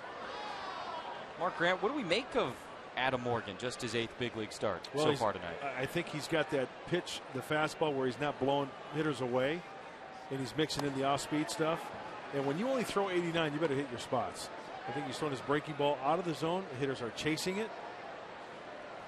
Seem to be much more effective with the off-speed stuff than he is the fastball. It's almost like the fastballs for show and the off-speeds for dough. Poetic as always. Into the shift. That's the third baseman Franco playing over towards the line. He gets Kemp. 2 away. Now that pitch there, look, it was a 2-0 count, fastball away, and Matt trying to pull the ball. I think that's one of the things that Mark Sweeney's talking about. There are certain 2-0 counts in a pitch in a certain situation where you try to pull the ball. Well, we go back to Norris, a single on the left up the middle, and you could see him with his hot eyes on the baseball in perfect balance. You could see him driving this ball up the middle. Now he's pulling it on his last out, the line drive to left. That's just the contact point is out just a little bit more out in front, pulling his hands in, but the same situation, the same positioning as a hitter. That's when you know you're in good shape. You're in a good position. Yes, it's frustrating. You lined out to left. You want that double instead of the out. But when you're in good position, you know good things are going to happen. And Derek Norris is in that right now. He's 1 for 3 tonight. Upton is 0 for 1. Flew out to center his first at bat. Walked his last time up on 4 pitches. Padres had a little something going in the 4th inning. Kemp singled in the run. Upton walked, and then Jerko flew to deep center field. But the Padres only got the 1. And Upton rips that one into left center for a base hit. Ashe running over to cut it off. He will. He bobbles it. Upton's going for 2. Throw coming in, and the tag from Utley will not be made. Both teams aggressive on the base paths tonight. And Justin Upton makes his way to second base after the bobble by Ashe in left. You know, I love this play, and I love the swing, first of all. If you take a look at Justin Upton in his approach, the intent on his swing, we've seen the phantom cam, getting that barrel on top of the baseball, and you see him squaring that ball up. It just impacts that barrel of the bat and launching that over the shortstop's head. But after that, you see how he is going to capitalize on a mistake. He turns it on. He sees the mistake by the outfielder, and with 2 outs, get in there and slide in, get in the scoring position. Nice job by Justin Upton. Official score says a single and an error on Ashe as Jerko reaches and fouls that one back. Both teams at times tonight trying to take the extra base. Sometimes successfully, sometimes not. Padres trying to chip away at what was a 3-0 Philadelphia lead after 3 innings.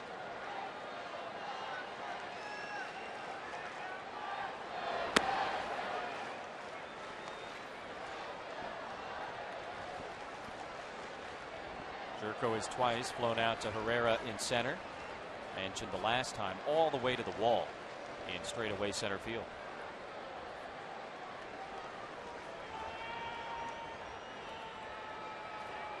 And change up. Up the middle again, and off the middle, Utley. That's going to make it easy for Upton to score. He comes in, and it's 3-2. The deflection helped things out up the middle. And it's a one-run game as Jerko delivers his 24th RBI of the season. We talk about pitches up in the zone, especially off-speed pitches. When you hang the change-up, it doesn't have the same effect. And as a hitter, Mark Sweeney, you see the ball better. Look at that. It's up near the Padres on the chest. And what a great diving effort by Chase Utley. It was, and athletically, he's played some really nice plays up the middle tonight. But credit Jed Jerko continuing that approach that he had. He flew out twice, as you said, Jesse, to center field, and continuing to use the middle of the field. Nice job by Jed Jerko. And staying up on top of that, and not getting underneath that high changeup nicely. That ball was smoked.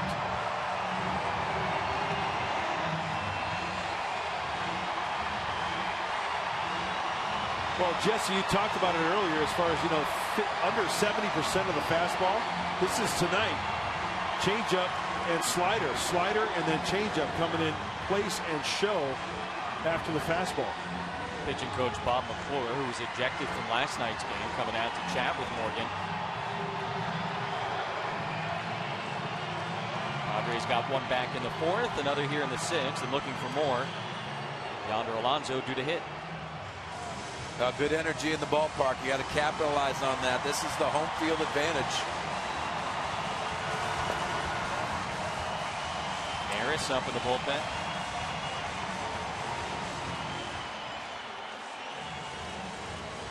Two times up tonight, Alonso against the lefty.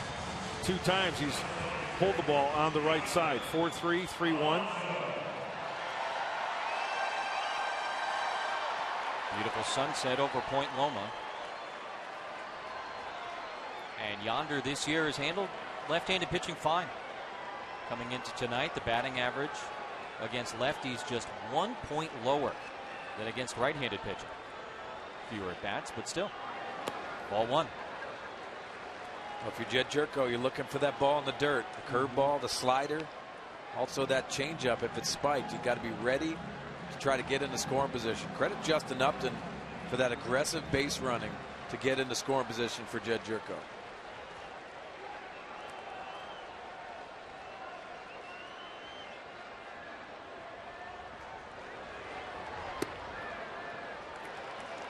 Well, so far, first two pitches, 88, 89 fastballs away.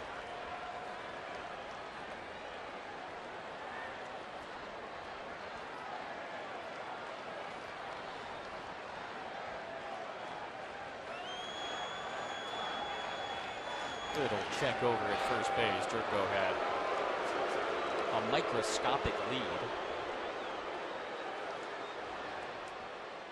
Not literally. Fastball away, slider.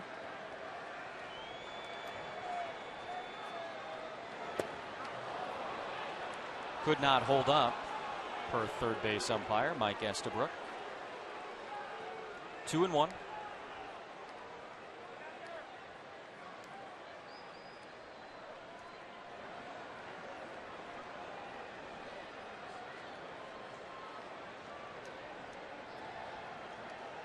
I always think you throw him another one. Does, and he lays off. Good take. But Barmis would be next. Just the second time tonight that Morgan has had a 3-ball count. Been efficient. And now a 3-1 to Alonso. In the air, straightaway center. Herrera needs no GPS this time. He was right there, makes the catch.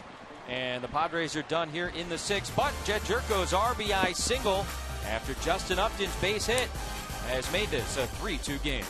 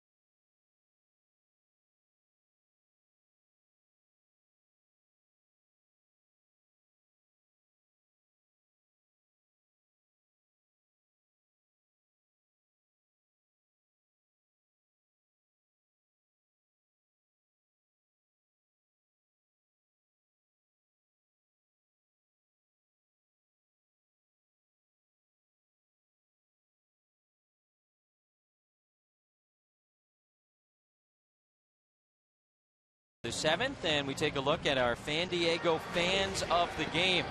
Out of the park at the park. It is jam-packed. This place is jam-packed. It most certainly is, and it's a great atmosphere, as Mark Sweeney just mentioned a couple innings ago. That's one of the big keys for San Diego, is to get this crowd into it. Fun night.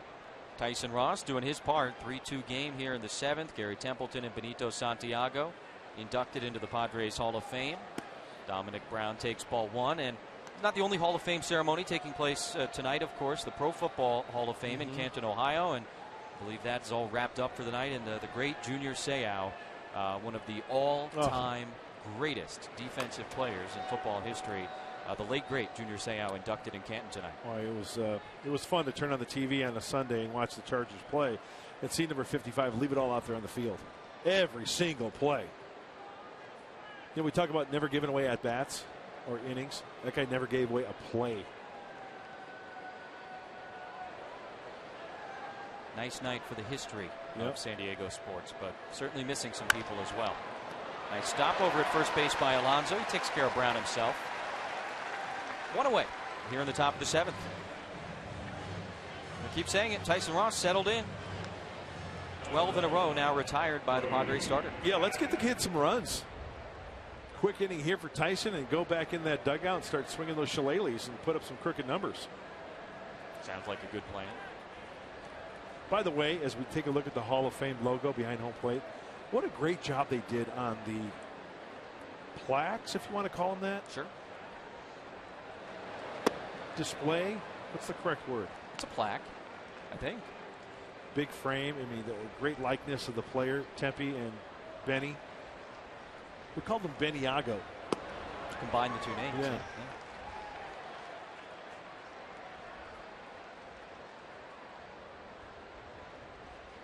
Look good in these uniforms from 1985 to 1990. Cody Ashe fouls that one back. We'll see these uniforms again for the Padres on Wednesday. Another one of the way back Wednesdays coming up against Cincinnati this week.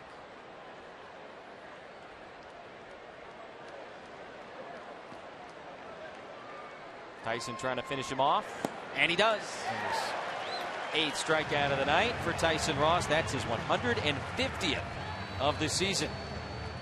Markets time now for a great moment in Padre history, brought to you by Geico. August 18th, 1987. Beniago, couple of homers against these Phillies. The last one in the top of the 11th, with one on against Wally Ritchie to help the Padres to a 9-4 win in extra innings at the Vet. He could get on top of a fastball now, too. Benito Santiago could. Don't hang him a breaking ball in the zone either. He'll hurt you that way. Well, we talked about this a little bit earlier, too. He had the power, certainly, but Ted did a good job mentioning this during the ceremony. It's some speed for a catcher. He could steal a base, infield hits, all that kind of thing.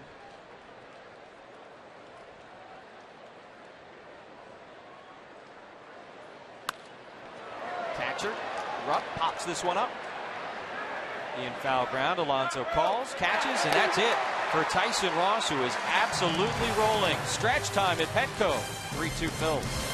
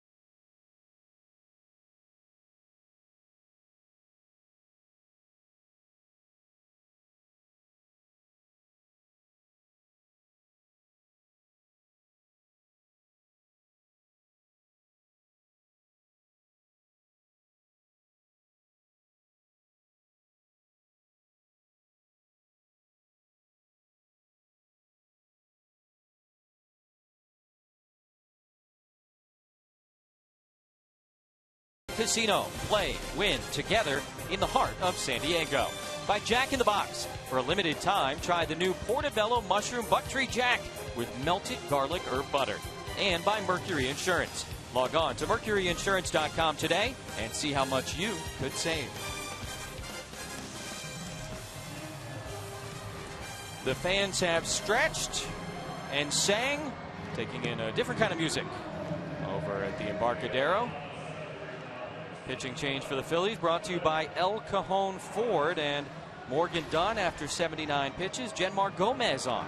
Well, we saw him last night, 2 innings from the right-hander who sports a fastball, slider, and a changeup. High 80s, low 90s. Tries to live down in the zone. That 2-seamer, that sinker, trying to induce that ground ball. Allowed just 1 home run over his last 93 in a 3rd innings pitch. This guy keeps it in the yard. Got to make him get that sinker ball up. A Fanatic fan. Yeah, we've seen a few of those here. Phillies kind of do an official road trip every year where they do it through the ball club and they go somewhere fun, and this year they're here. Why not? It's America's finest city.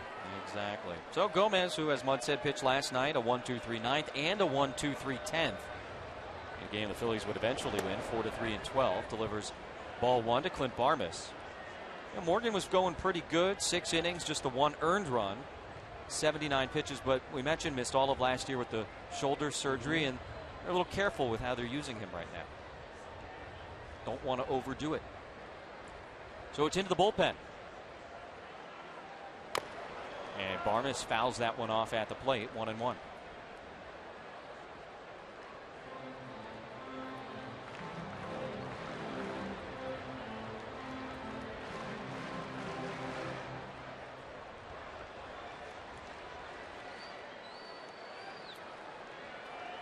Phillies been very good all season and as of late after the 6th inning. For all the struggles they've had, they're 29-3 this year when leading after 6, and you see the numbers in the last few days. Gets the call, 1-2 to Barmes. Crucial innings for any ball club in the 7th and the 8th to hand it over to your closer. We talked about Giles last night. We saw him last night. Kid can throw it up around 100 miles an hour. So, hey, starters have been going deeper in the game after talking to some of the Philly folk. Bridging the gap now after 6 innings. It's up to the bullpen for the Phillies. So hopefully the Padres can put a little pressure on these guys. And hey, Tyson Ross just pitching his heart out. Let's get him some runs. Got good run support last time out in Milwaukee and in his previous start before that. But prior to that, a pretty solid stretch there for Tyson Ross of minimal run support. Them's the breaks. Barmes making his first start since Thursday in Milwaukee. Did you just go Curtis Blow on me? These are the breaks. Break it up, break down. Not bad. Well, it's way back. Throwback day. Yeah. Old uniforms.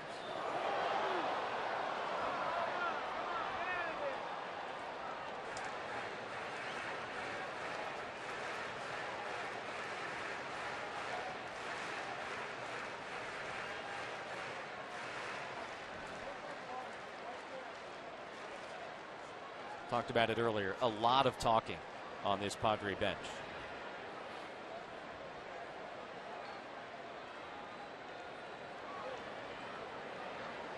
Long pause from Gomez, and Norris fouls another one back.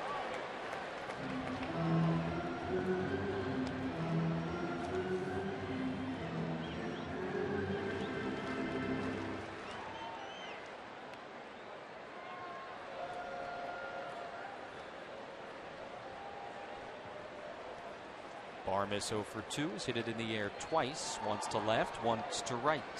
Playing him on the deep side in left field, Cody Ashe. When you get a sinker in, maybe dump it in between the shortstop and left fielder for a base knock. Takes ball 3. You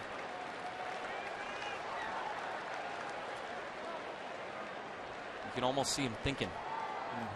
Going through the progression of pitches. Hoping for that 2-seamer up in the zone. If you get a high breaking ball, stay on it. Use the big part of the field. 8th pitch of the at-bat. And Barnes up the middle for a base hit. I would say that's using the big part of the field. I would say so. Two-seamer likes to put it down in the zone and work for that ground ball, but actually Clint Barmes goes down and gets this pitch and rifles it to center field. Barrel the bat following it through on contact. Hits that squarely. No vibration at all on that bat. And Gomez right over the cap.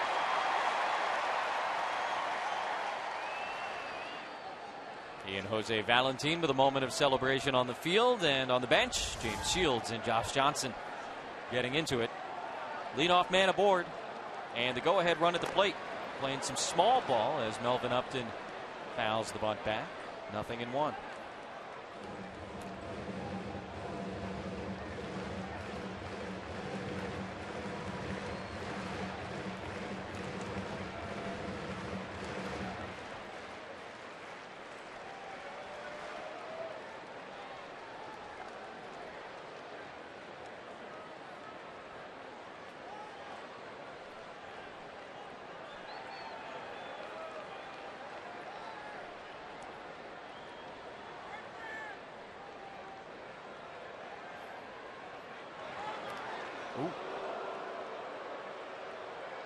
Ryan Howard's wingspan bailing out Genmar Gomez on that pickoff attempt.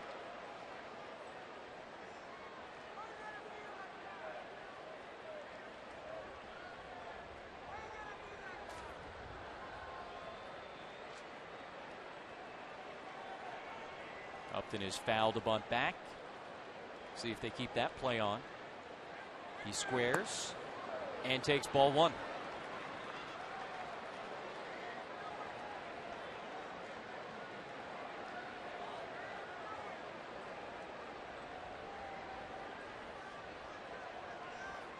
I think he might be swinging here. And with Tyson Ross on deck, swinging the shillelagh, Brett Wallace is grabbing his bat and helmet.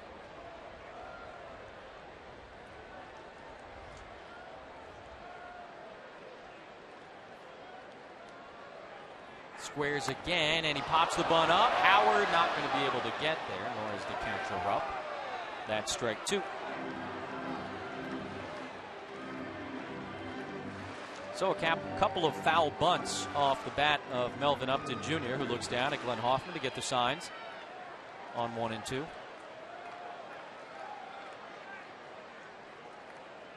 Tough position to be in. Yeah.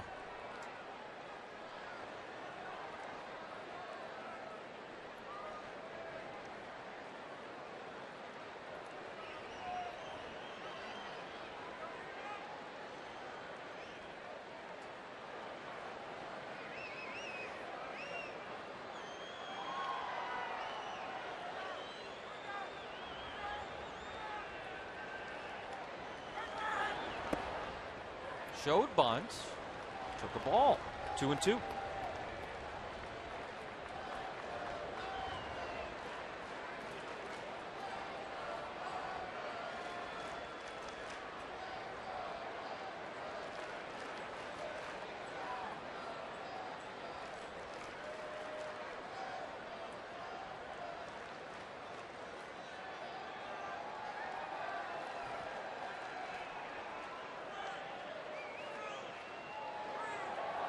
Squares again, and he gets it down in fair territory.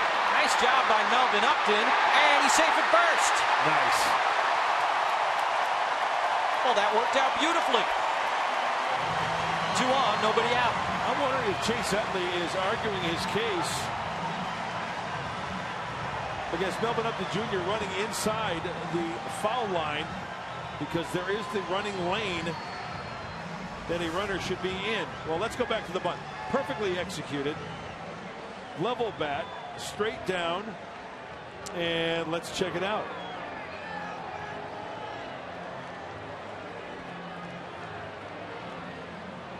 Oh, you know what? He was inside the line. It looked like he hit him in the leg. It's going to be interesting to see what happens here, if the Phillies going to do any type of challenge here. I don't think so, because he's already on the base at that point too, right? Well, hit the runner. I agree with you. if that throw was on the fair side of first base, how close would it have been? Let's take a look. Oh yeah, he would have. You're right. He's already safe. Yeah. On the bag, and then it hits him. You are correct, sir. That's a nice job by Melvin Upton, just getting that bunt down in fair territory with 2 strikes. Absolutely. Manager Pete McCannon still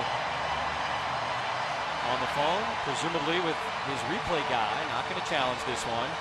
And it works out perfectly for the Padres. First and second, nobody out, down a run here in the bottom of the 7th.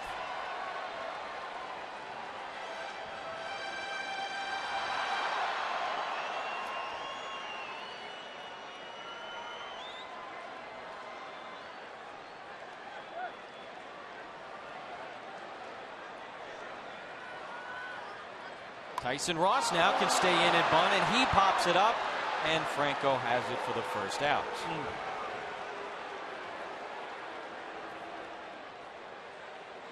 Well, Upton reaching there, maybe giving Tyson Ross an opportunity to continue to pitch in this game. Certainly giving him an opportunity to sacrifice there, but he pops it up, 1 away. And very, very frustrating for a pitcher because you're down by a run. Obviously, you want to get that bunt down, and the way he's throwing the ball, boy, to get 2 runs here to take a 1-run lead. Let's check it out. Kind of poked at it. The ball looked like it kind of ran in on him a little bit and poked at it and worked underneath it for the pop out to third base. 1 out for Solarte, batting left-handed for the first time tonight.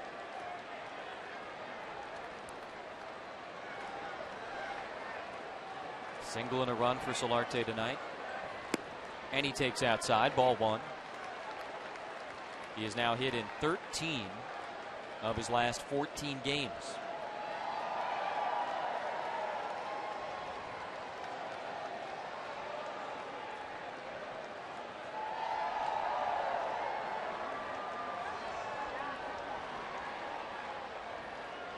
Barmes at second, Melvin Upton at first. Laid off, 2-0.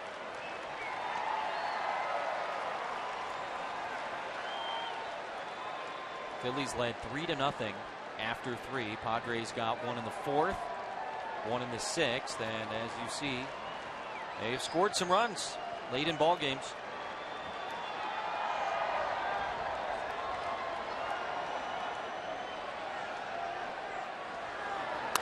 Solarte in the air to center. Herrera lines it up. And Barmes has got nowhere to go. He stays planted on the bag at second, 2 away.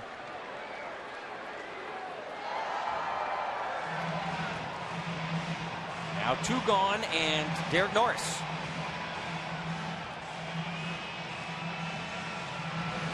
Well, a situation like this, you want Mr. Clutch up there. With the way Derek Norris has been swinging the bat lately, this is the prime position for the Padres to continue this inning. 2 outs with runners in scoring position.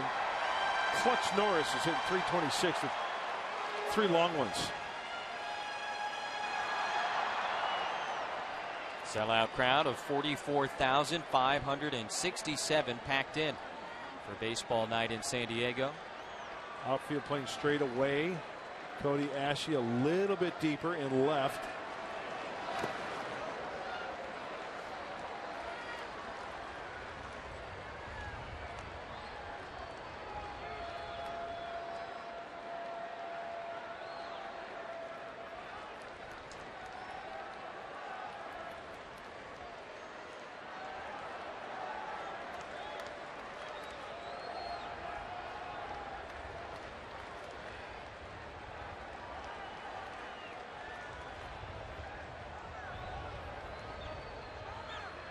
Tying run at second, and the 1-0 to Barmes is a fastball on the outer edge, 1-1.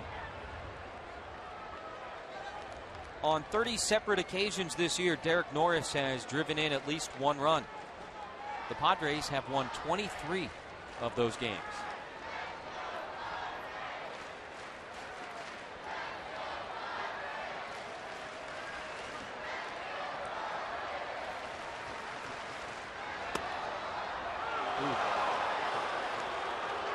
Foxtrax says it's a strike.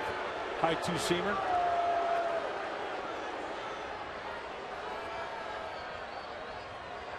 Frank Garces joining Joaquin Benoit in the bullpen. Garces recalled today after Marcus Mateo placed on the disabled list. The slight neck strain. Just needs some rest. In the dirt, 2-2. Always have to be aware when a pitcher has a nice two-seam fastball to bring that one back to the right-hander as Matt Kemp waits on deck. Genmar Gomez has that ability to throw that fastball down and away and bring it back. Darren Balsley checking up on the bullpen to see who's ready for next half inning, if in fact they go to the pen.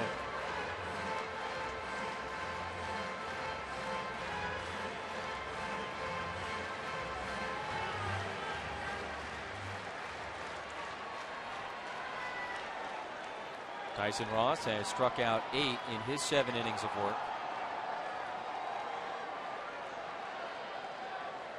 2-2 to Norris, and he just gets a piece. Nice job spoiling a good offering from Genmar Gomez.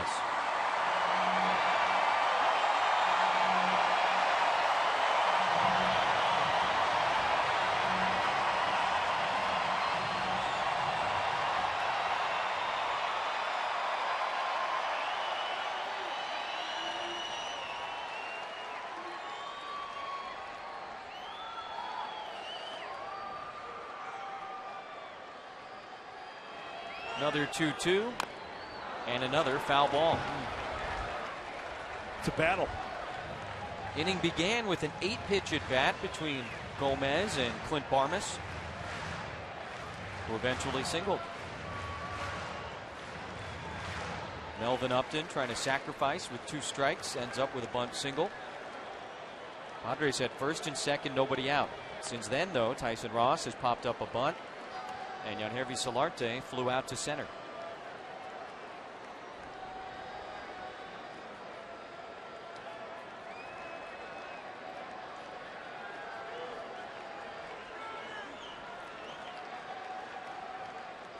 I'm thinking slider away, two-seamer away, bring it back.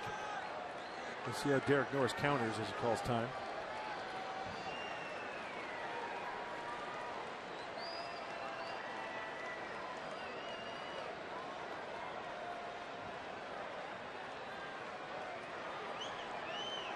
Well, if it's after 2, it's a two-seamer fastball. 7th pitch of the at-bat, and another foul. And it was a 93-mile-an-hour two-seamer.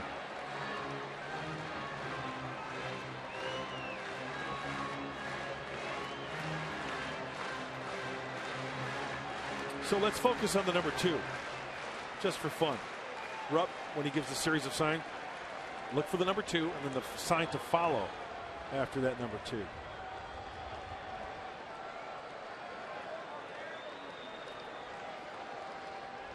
Fastball.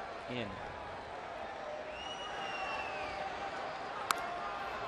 It was not a fastball. It was a changeup. He crossed you up. You got it. Well, crossed up. Yeah.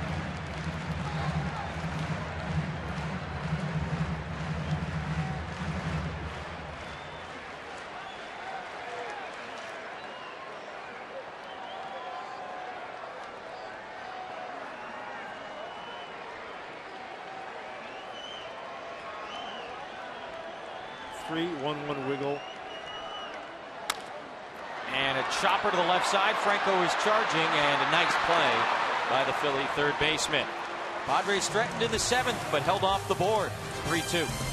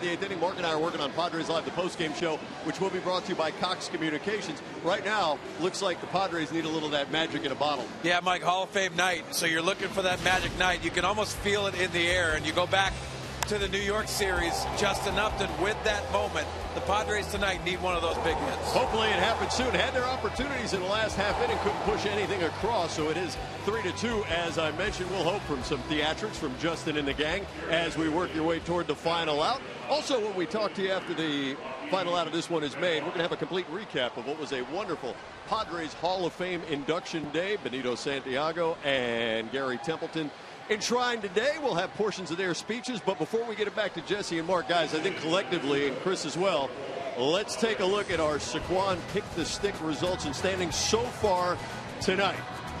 Mr. Sweeney. Wow. Riding the horse tonight. You needed a big night. That's not a big night, but I'll For take you, it. it's a big night. It is a huge night. How about you? How about me? Mike Pomerantz, you're 9 points out of second. Look at you creeping up. How about, I didn't want to bring it up. That ain't going to happen. But I'm glad you did. No worries there. There's time left, gentlemen, lady.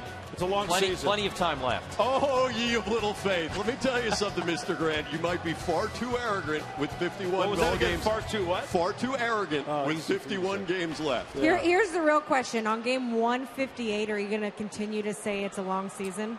When you can drop 14 points in one night, it's a long season. It's been done. Longer than your CrossFit workouts? Drop the mic. Joaquin Benoit on. Walk away. In the 8th inning for the second consecutive night. And he delivers strike one to a pinch hitter. Anything can happen. That night I dropped 14 points. Chris Button has dropped 15, 16 points in a night. It's happened to everybody. Timing's everything. I mean, that's the beauty of baseball and the beauty of Saquon's Pick the Stick. Andres Blanco, one of the top pinch hitters in the National League, in the hole 0-2 against Benoit. Last night in the 8th inning for Joaquin, he walked the leadoff man, but then strikeout, pop-up, strikeout to get out of it. And nobody's going to be perfect, but Joaquin Benoit, would you agree with me, Jesse? When he's out there, you know exactly what you're going to get. Pitchers give up hits. They give up runs. It happens. But you talk about consistency in the 8th inning. This is your guy here. All reliable. Steady Eddie. All of those sorts of cliches apply to Benoit.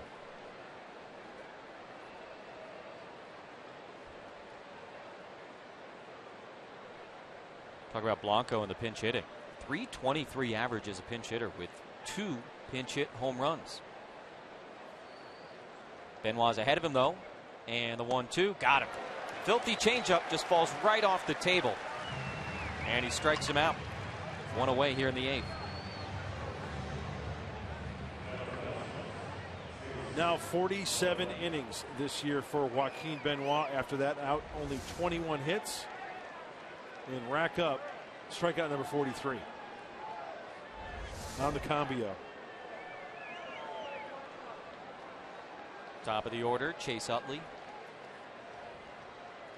Doubled and scored back in the first. Couple of ground outs to the left side since then. And he takes strike one. Boy, Benoit just paints the 94-mile-per-hour fastball right on the outer edge.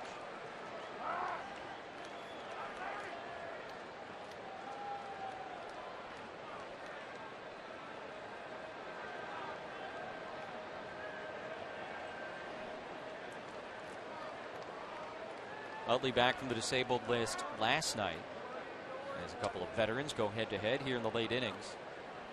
In the lineup again tonight. Probably won't see him tomorrow as a starter at least. Expected to play maybe 4 times a week as he works his way back. Fastball missing. 1-1.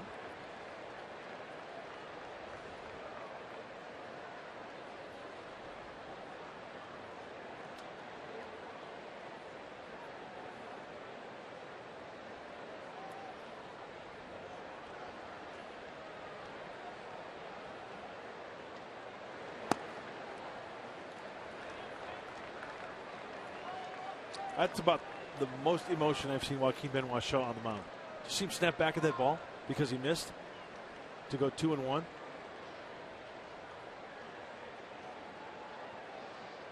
Hitters only hit 134 off this dude.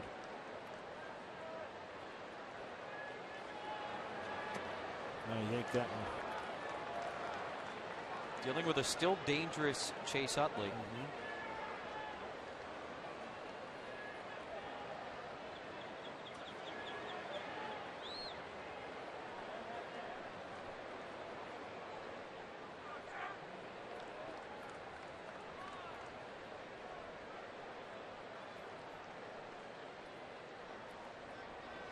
Andrew Kashner will be on the mound tomorrow.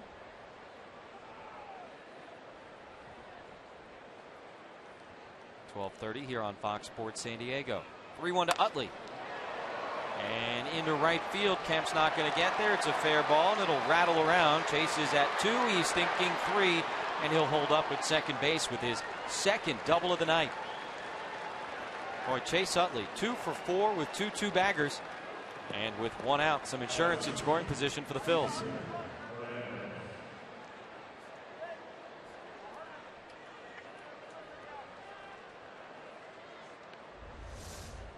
Nothing slow about this swing right here as he gets on top of that Joaquin Benoit fastball. Well, when he needs to be short, quick to the baseball, he still can do that.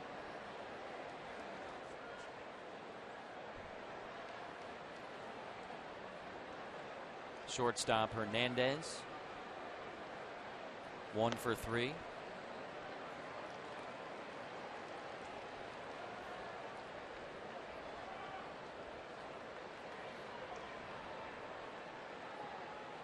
And Benoit's first pitch to him misses low. Change up from Joaquin, 1-0. All that action in the third inning, the single, the stolen base, the run.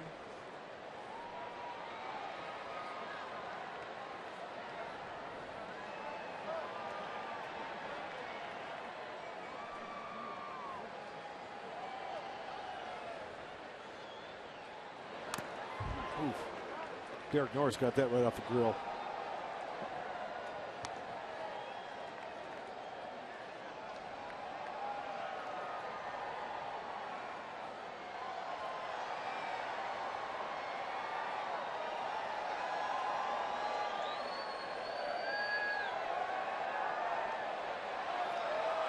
Benoit and the Padres trying to keep this a 1-run game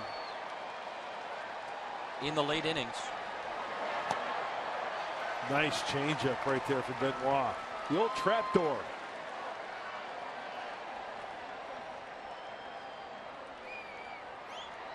.25-year-old Hernandez against the veteran Benoit.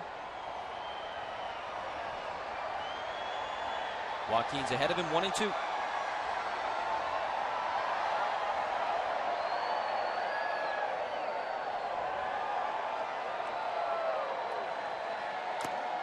Oh, gosh. My goodness.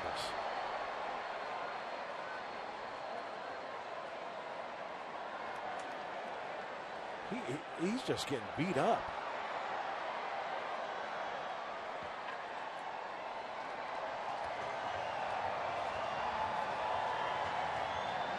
Twice in this at bat. Athletic trainer Paul Navarro out to check on the Padre backstop.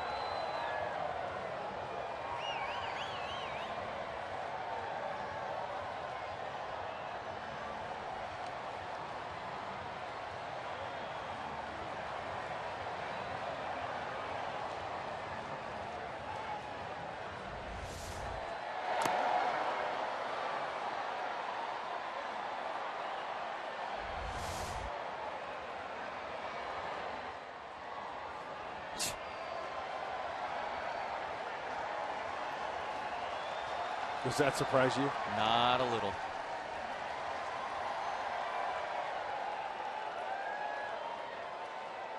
Got to get out the thesaurus and start looking for other words for tough.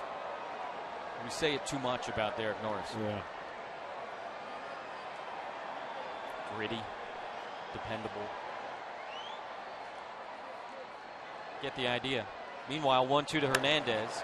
And that's a fair ball down the right field line. Utley's going to come around and score. Tampa has to go all the way into the corner to get it. Hernandez thinking 3 and on his way to third base with a triple. Philadelphia adding on here in the 8th inning. Second hit of the night for Hernandez, and it is 4-2.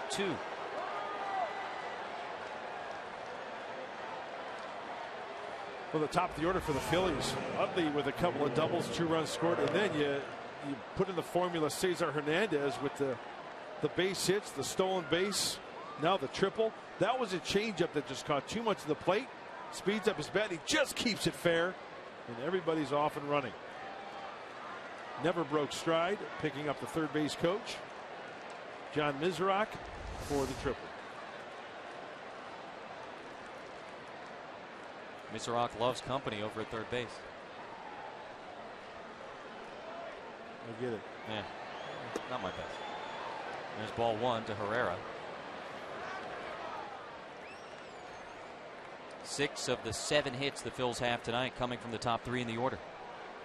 That's what you were saying. Yep. Utley, Hernandez, and this guy, Herrera.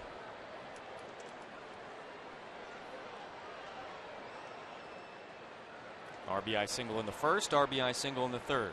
Stole a base each time he reached. 2-0.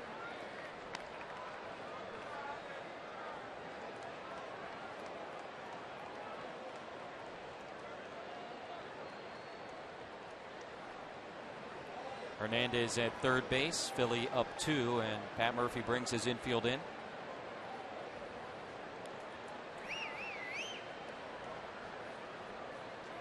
Working down. Going to miss down.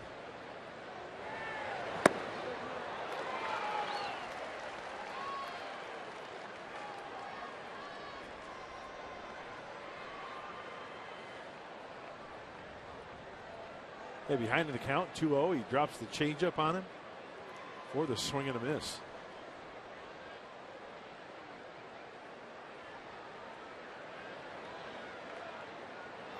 Fastball in. Shook off to the changeup.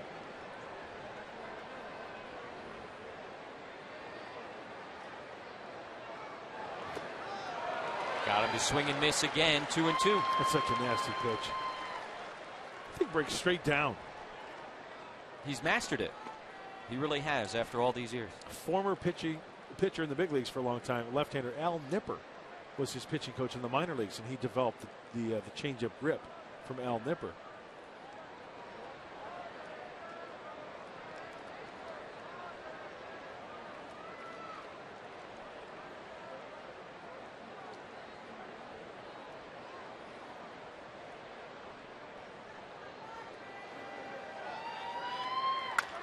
On the ground, and a nice stop by Alonso. He'll come home. They got him. Hernandez has good speed, and Yonder Alonso had to go up to get it. He delivers a great throw home. Derek Norris did his part as the Padres cut down a run at the plate. The infield is in, and this is the reason why you have the infield in. Anytime you get a baseball, you throw a strike to your catcher. Norris created the lane, left the lane for the runner. Once he gets the ball, go down for the swipe tag. Get him. Very, very close. And he applies the tag on the backside right there before he gets to the plate. Nice play all the way around. That was not as simple as a routine grounder to first. No room for hesitation on that play there. Just come up firing. Everybody's going. Hernandez on contact is breaking for the plate. Yeah, and it's also so important for that throw from Alonso to be on the third base side of home plate. Runner goes. Norris' throw down to second base. They got him. You know who you're dealing with back there. Herrera stole a couple of bases earlier. Not on my watch. Norris gets him this time. And that's the third out of the inning here in the eighth. The Phillies add one, but it could have been worse. Great job by Benoit and Alonso and Norris cutting down the Phillies on the base paths. It is a 4-2 game as we go to the bottom of the eighth.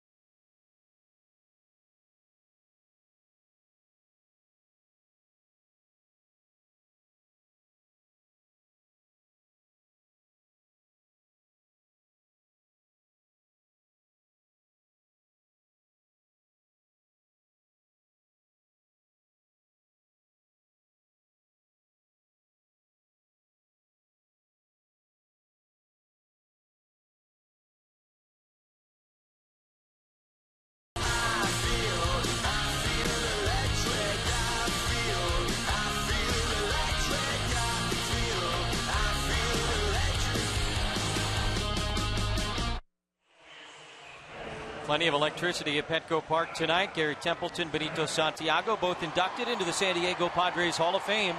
And now a tight game in the 8th inning with the big bats coming up, and Luis Garcia coming in to pitch for the 50th time. Well, pretty much a two-pitch pitcher for this right-hander. A fastball and a slider, 93 to 98.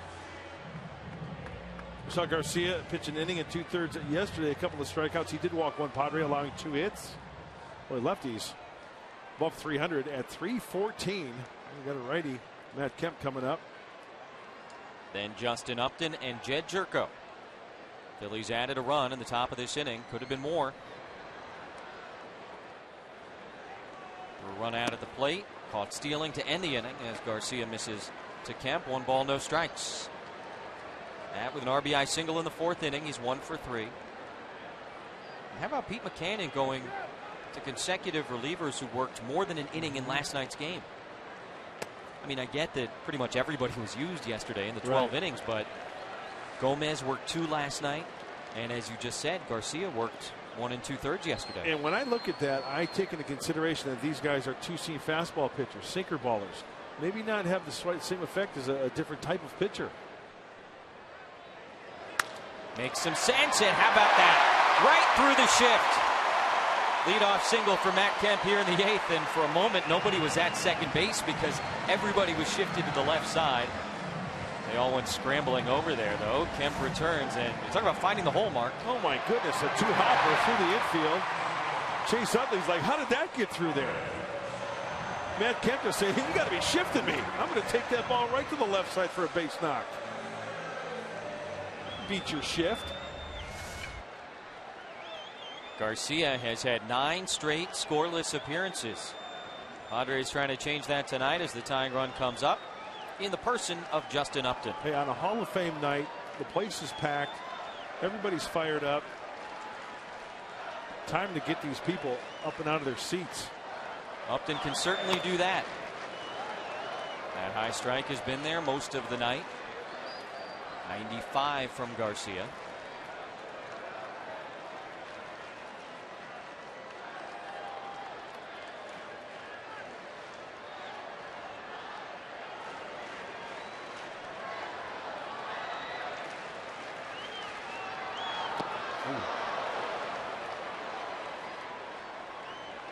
Slider way out of the zone. Look where this pitch ends up. And how about Rupp going all the way to his right?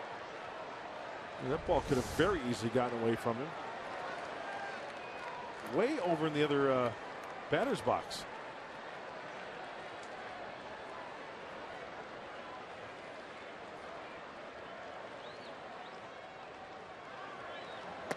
Lays off that time. 1-2.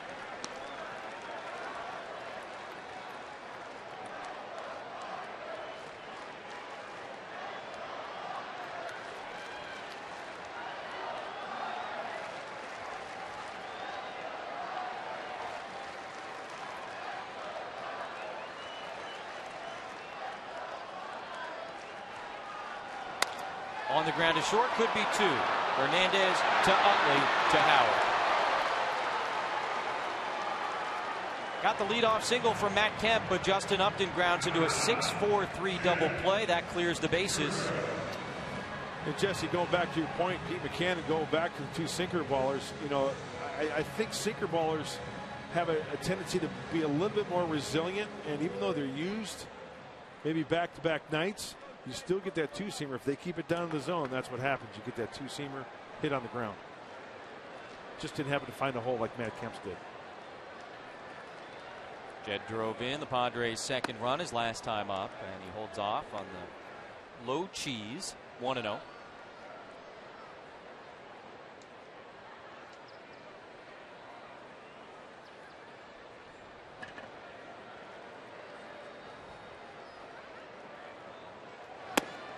Two balls and no strikes, and a reminder that our game is presented in HD by Sony 4K. Brown and orange looks good in 4K, huh? It sure does. I'm a big fan of these unis. I like them. You wore them. Yeah.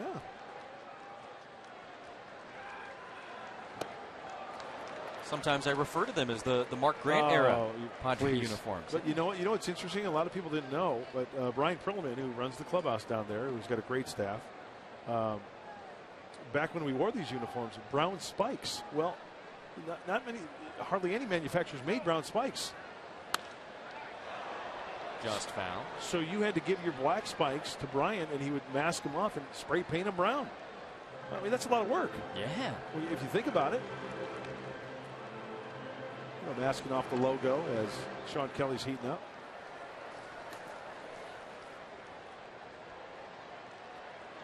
Fox Sports San Diego drone piloted by Michael Odino. Such a smooth hover. Jerko continues to battle here, fouling off a couple tough pitches.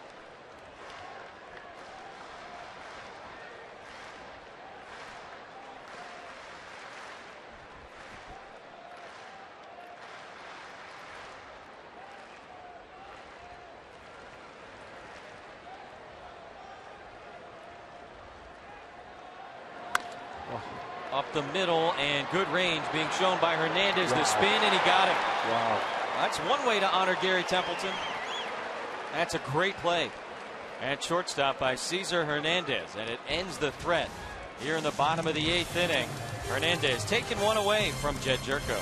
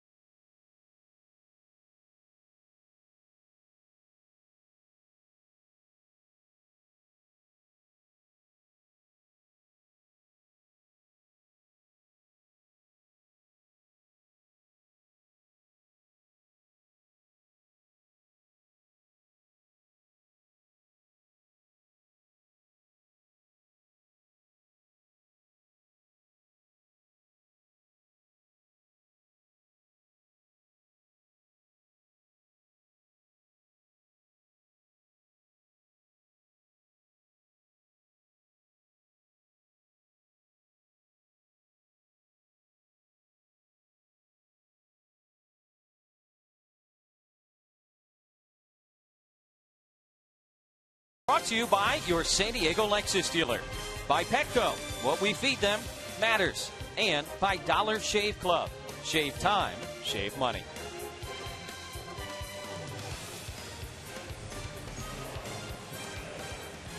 We go to the 9th. Sean Kelly on to pitch for the Padres, who trail the Phillies 4-2. Well, Sean's been throwing the ball really well. Last night in an inning, he struck out one Philly. That was an extra innings in the 11th frame.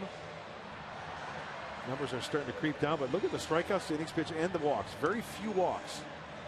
So that means he's around the plate, and he's got good breaking stuff out of the strike zone for the swing and miss. One of 6 relievers used by Pat Murphy last night in the 12-inning loss. Phillies used 5 out of the pen. Kelly, the third pitcher here this evening, and Maikel Franco, who was at the plate when Herrera was caught stealing to end the 8th, is back out there. And he takes strike 1.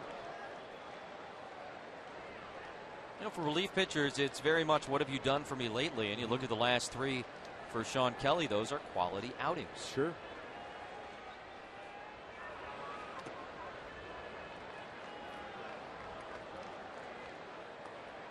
Phillies got 1 in the 8th. They had a runner thrown out at the plate. Nice job by Yonder Alonso and Derek Norris on a ground ball to first. And then Norris throwing out Herrera, trying to steal second base. We've seen the Phils be aggressive in these first 2 games of the series. Very aggressive, and why not? After Ryan Sandberg was let go, Pete McCann takes over. Good slider.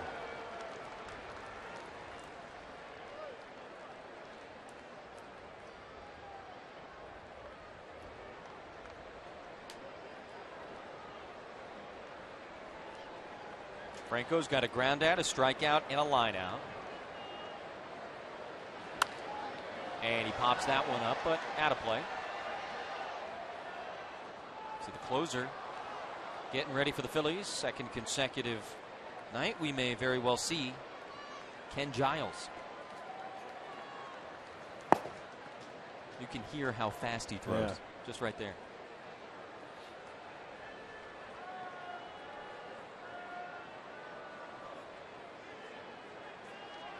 Two to Franco. And he reaches down, grounds it to Solarte, who's got a nice diving stop, and he gets him. Boyan Hervis Solarte getting more and more playing time at the hot corner. And swinging the bat well, makes a great play here in the field. Playing the line, a great reaction to his left. Ball hit so hard, he's got plenty of time to gather himself. This is where you got to show off the hose and get him by about 2.5 steps. Couple of lefties available to Pat Murphy, and so he'll make a change. Sean Kelly exits with 1 out in the 9th.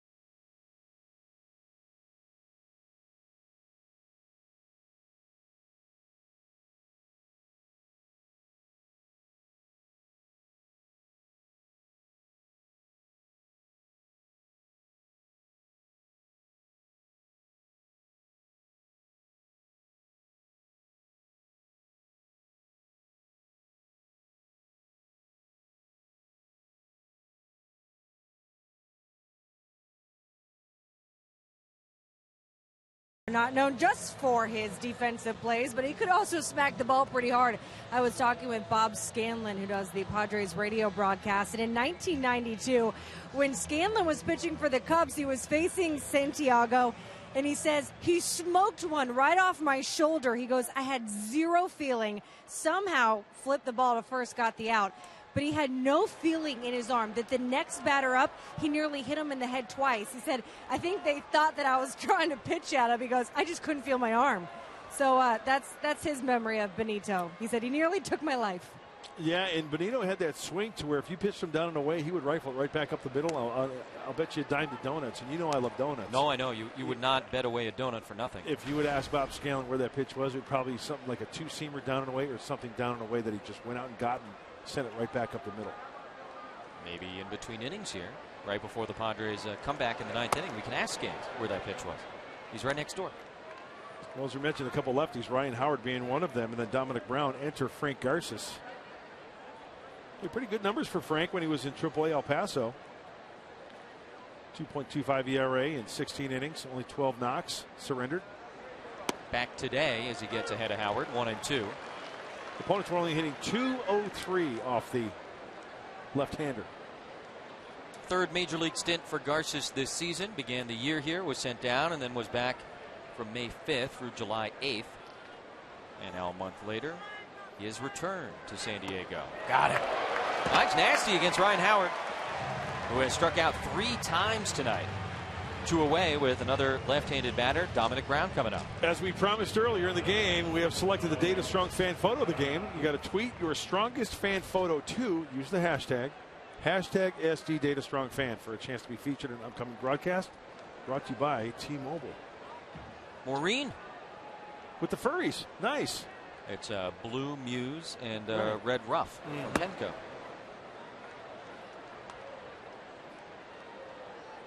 Two outs, and Brown 0 for 3 is grounded out 3 times.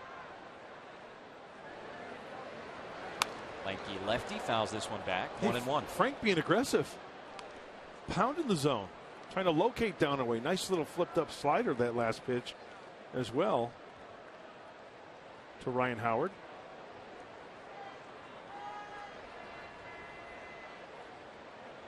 Phillies just stocked the starting lineup tonight with left-handed batters. You include switch hitter Hernandez, 7 of the 9 starters, and that does include the pitcher for Philly today, left-handed swingers. Chock full of lefties.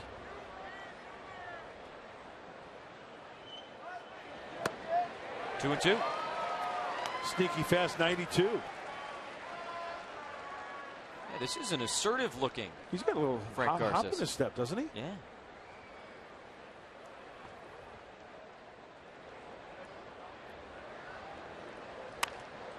Goes after the big breaking ball up and in. Brown wasn't going to let that one drop back into the strike zone. Still 2 and 2. See Frank kind of put his fist on his chest, almost indicating, there, hey, my bad. And hey, keep that front side tucked in there. Breaking ball away. Heater at 93. Novente face. See?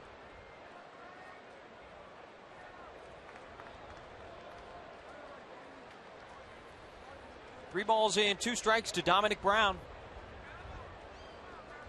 Garces got Howard, and that one's fouled back to the screen. This copyrighted telecast is presented by authority of the San Diego Padres and may not be reproduced or retransmitted in any form. And the accounts and descriptions of this game may not be disseminated without the express written consent of the San Diego Padres. Garces will try again on Dominic Brown. And the fastball misses for a ball. 4. It was ball 4. I thought so. Dominic Brown did not, and he kind of stood around for a little bit, and eventually he was told, yeah, that was ball 4. So a 2-out walk and another left-handed batter, Cody Ashe.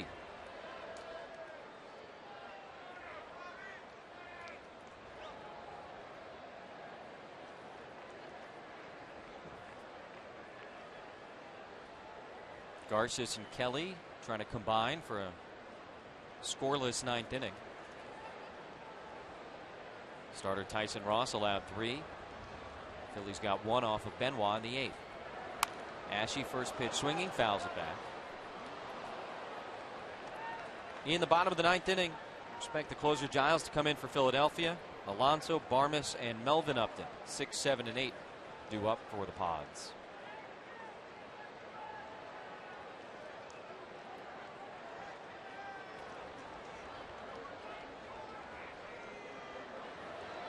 Check on Brown.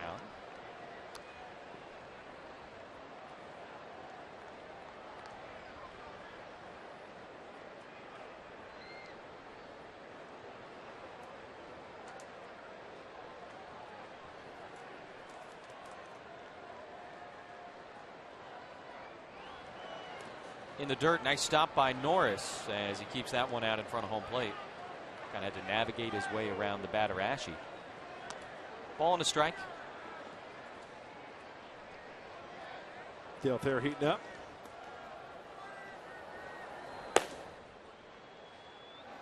Rupp is on deck, right-handed hitting catcher for the Phils, and then the pitcher spot. Yeah, he's throwing quickly, and remember, he gets 8 if brought into the game from the mound. So that's 8 extra pitches to get hot. And you know what else? Another throw over. Hey, give your reliever some time. I've seen that happen many times. I'm sure you guys have as well, Jesse, but throw over 3 or 4 times. Give Dale Thayer about 10 more extra pitches to get ready. can always do the double mound visit thing too, as this one is lifted into shallow left. Barmes going back, and none of that will be necessary.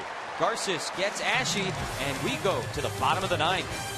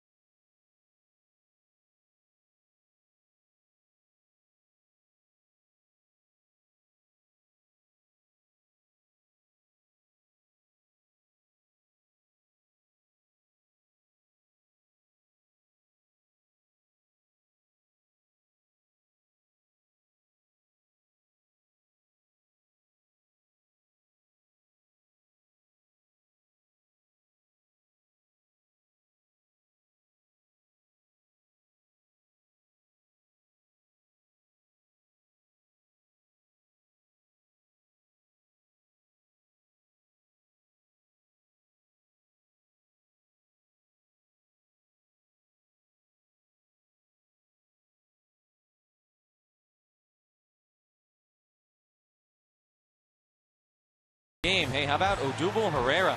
RBI single in the first inning, bringing home Chase Utley, and then in the third, another RBI single. Hernandez crossing the plate, couple of hits for Herrera, couple of stolen bases. He's scored a run, and he's a big part of the Phillies' 4-2 lead as the closer, Ken Giles, comes on to pitch for the Phillies.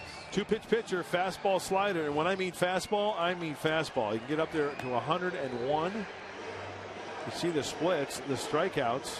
61 in 48 innings, but he can get a little erratic sometimes, so patience plays a big key here for the Padres, trailing by 2. You see 4 for 7 in save opportunities for Giles, including 4 in a row since he took over for Jonathan Papelbon, who, of course, was traded.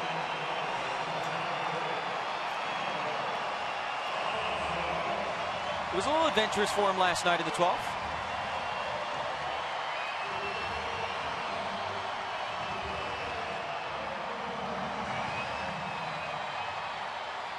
Alonso, Barmes, and Melvin Upton.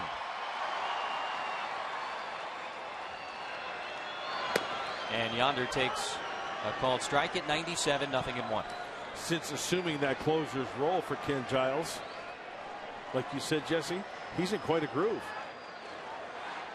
Certainly, you would imagine, made that decision on Papelbon a little bit easier, if not a lot easier.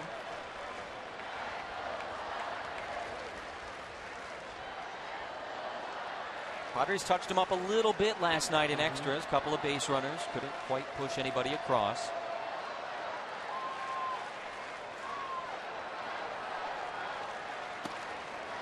Couldn't hold up, 1-2. They got the rally caps going. Need the rally shillelaghs to get going. Multiple base runners come up with a big hit.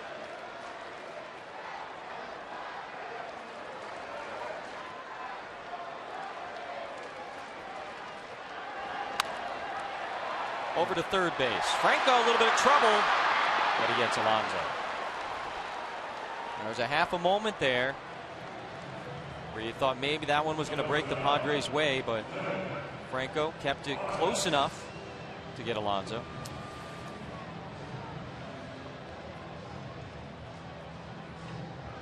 Jesse, when you look at this Philadelphia Philly organization, the franchise, its history, this is some pretty good pitchers, hasn't it? Sure. Over the years. How about Ken Giles? Became the fastest pitcher in Phillies history to record his first 50 career strikeouts in 35 innings. Wow. The guy before that was Grant Jackson back in 1967. That's something special the Phillies got in Ken Giles. Just 24 years old. He'll turn 25 next month. 7th-round pick back in 2011. He blows that one by Barmes at 97, 0-2.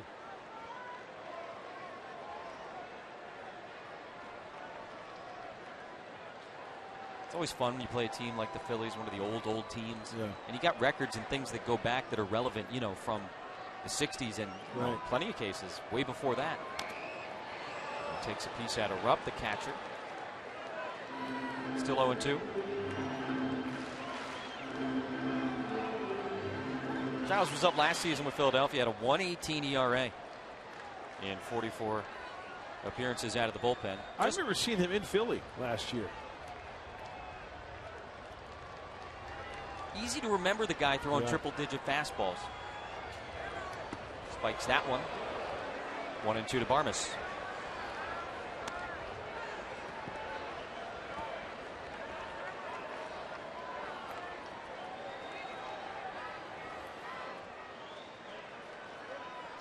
Kemp and Alonso both singled against him last night.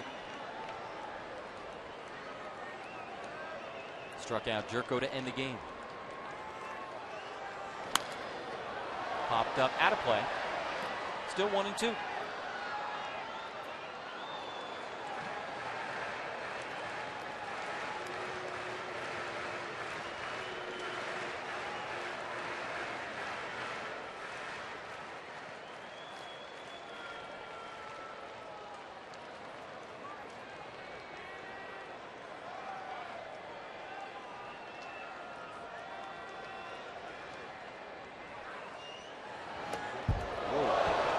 Hit the ball.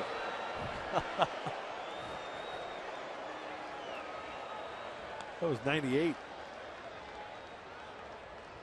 And that's part of the scouting report. The control isn't fully harnessed yet for Ken Giles. That's why you got to be patient. A little patience goes a long way. Draw a walk. Get a couple base runners. Get the rally mask going. Bandana shades, whole 9 yards. Gets Barmes to chase that one. Tagged at the plate, 2 away. Told you, Phillies hottest team in baseball since the All-Star break. 14-5 since the Midsummer Classic in Cincinnati. Took game 1 of this series last night in 12 innings. And now Melvin Upton going to try and keep this thing going here in the bottom of the 9th.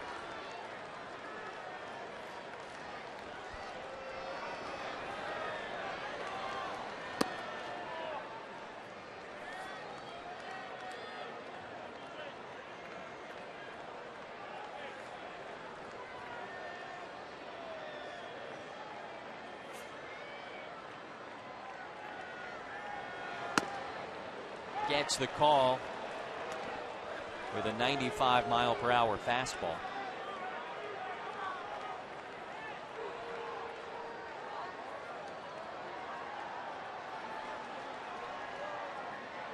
Box tracks indicates it was inside, but Fox tracks not calling the balls and strikes.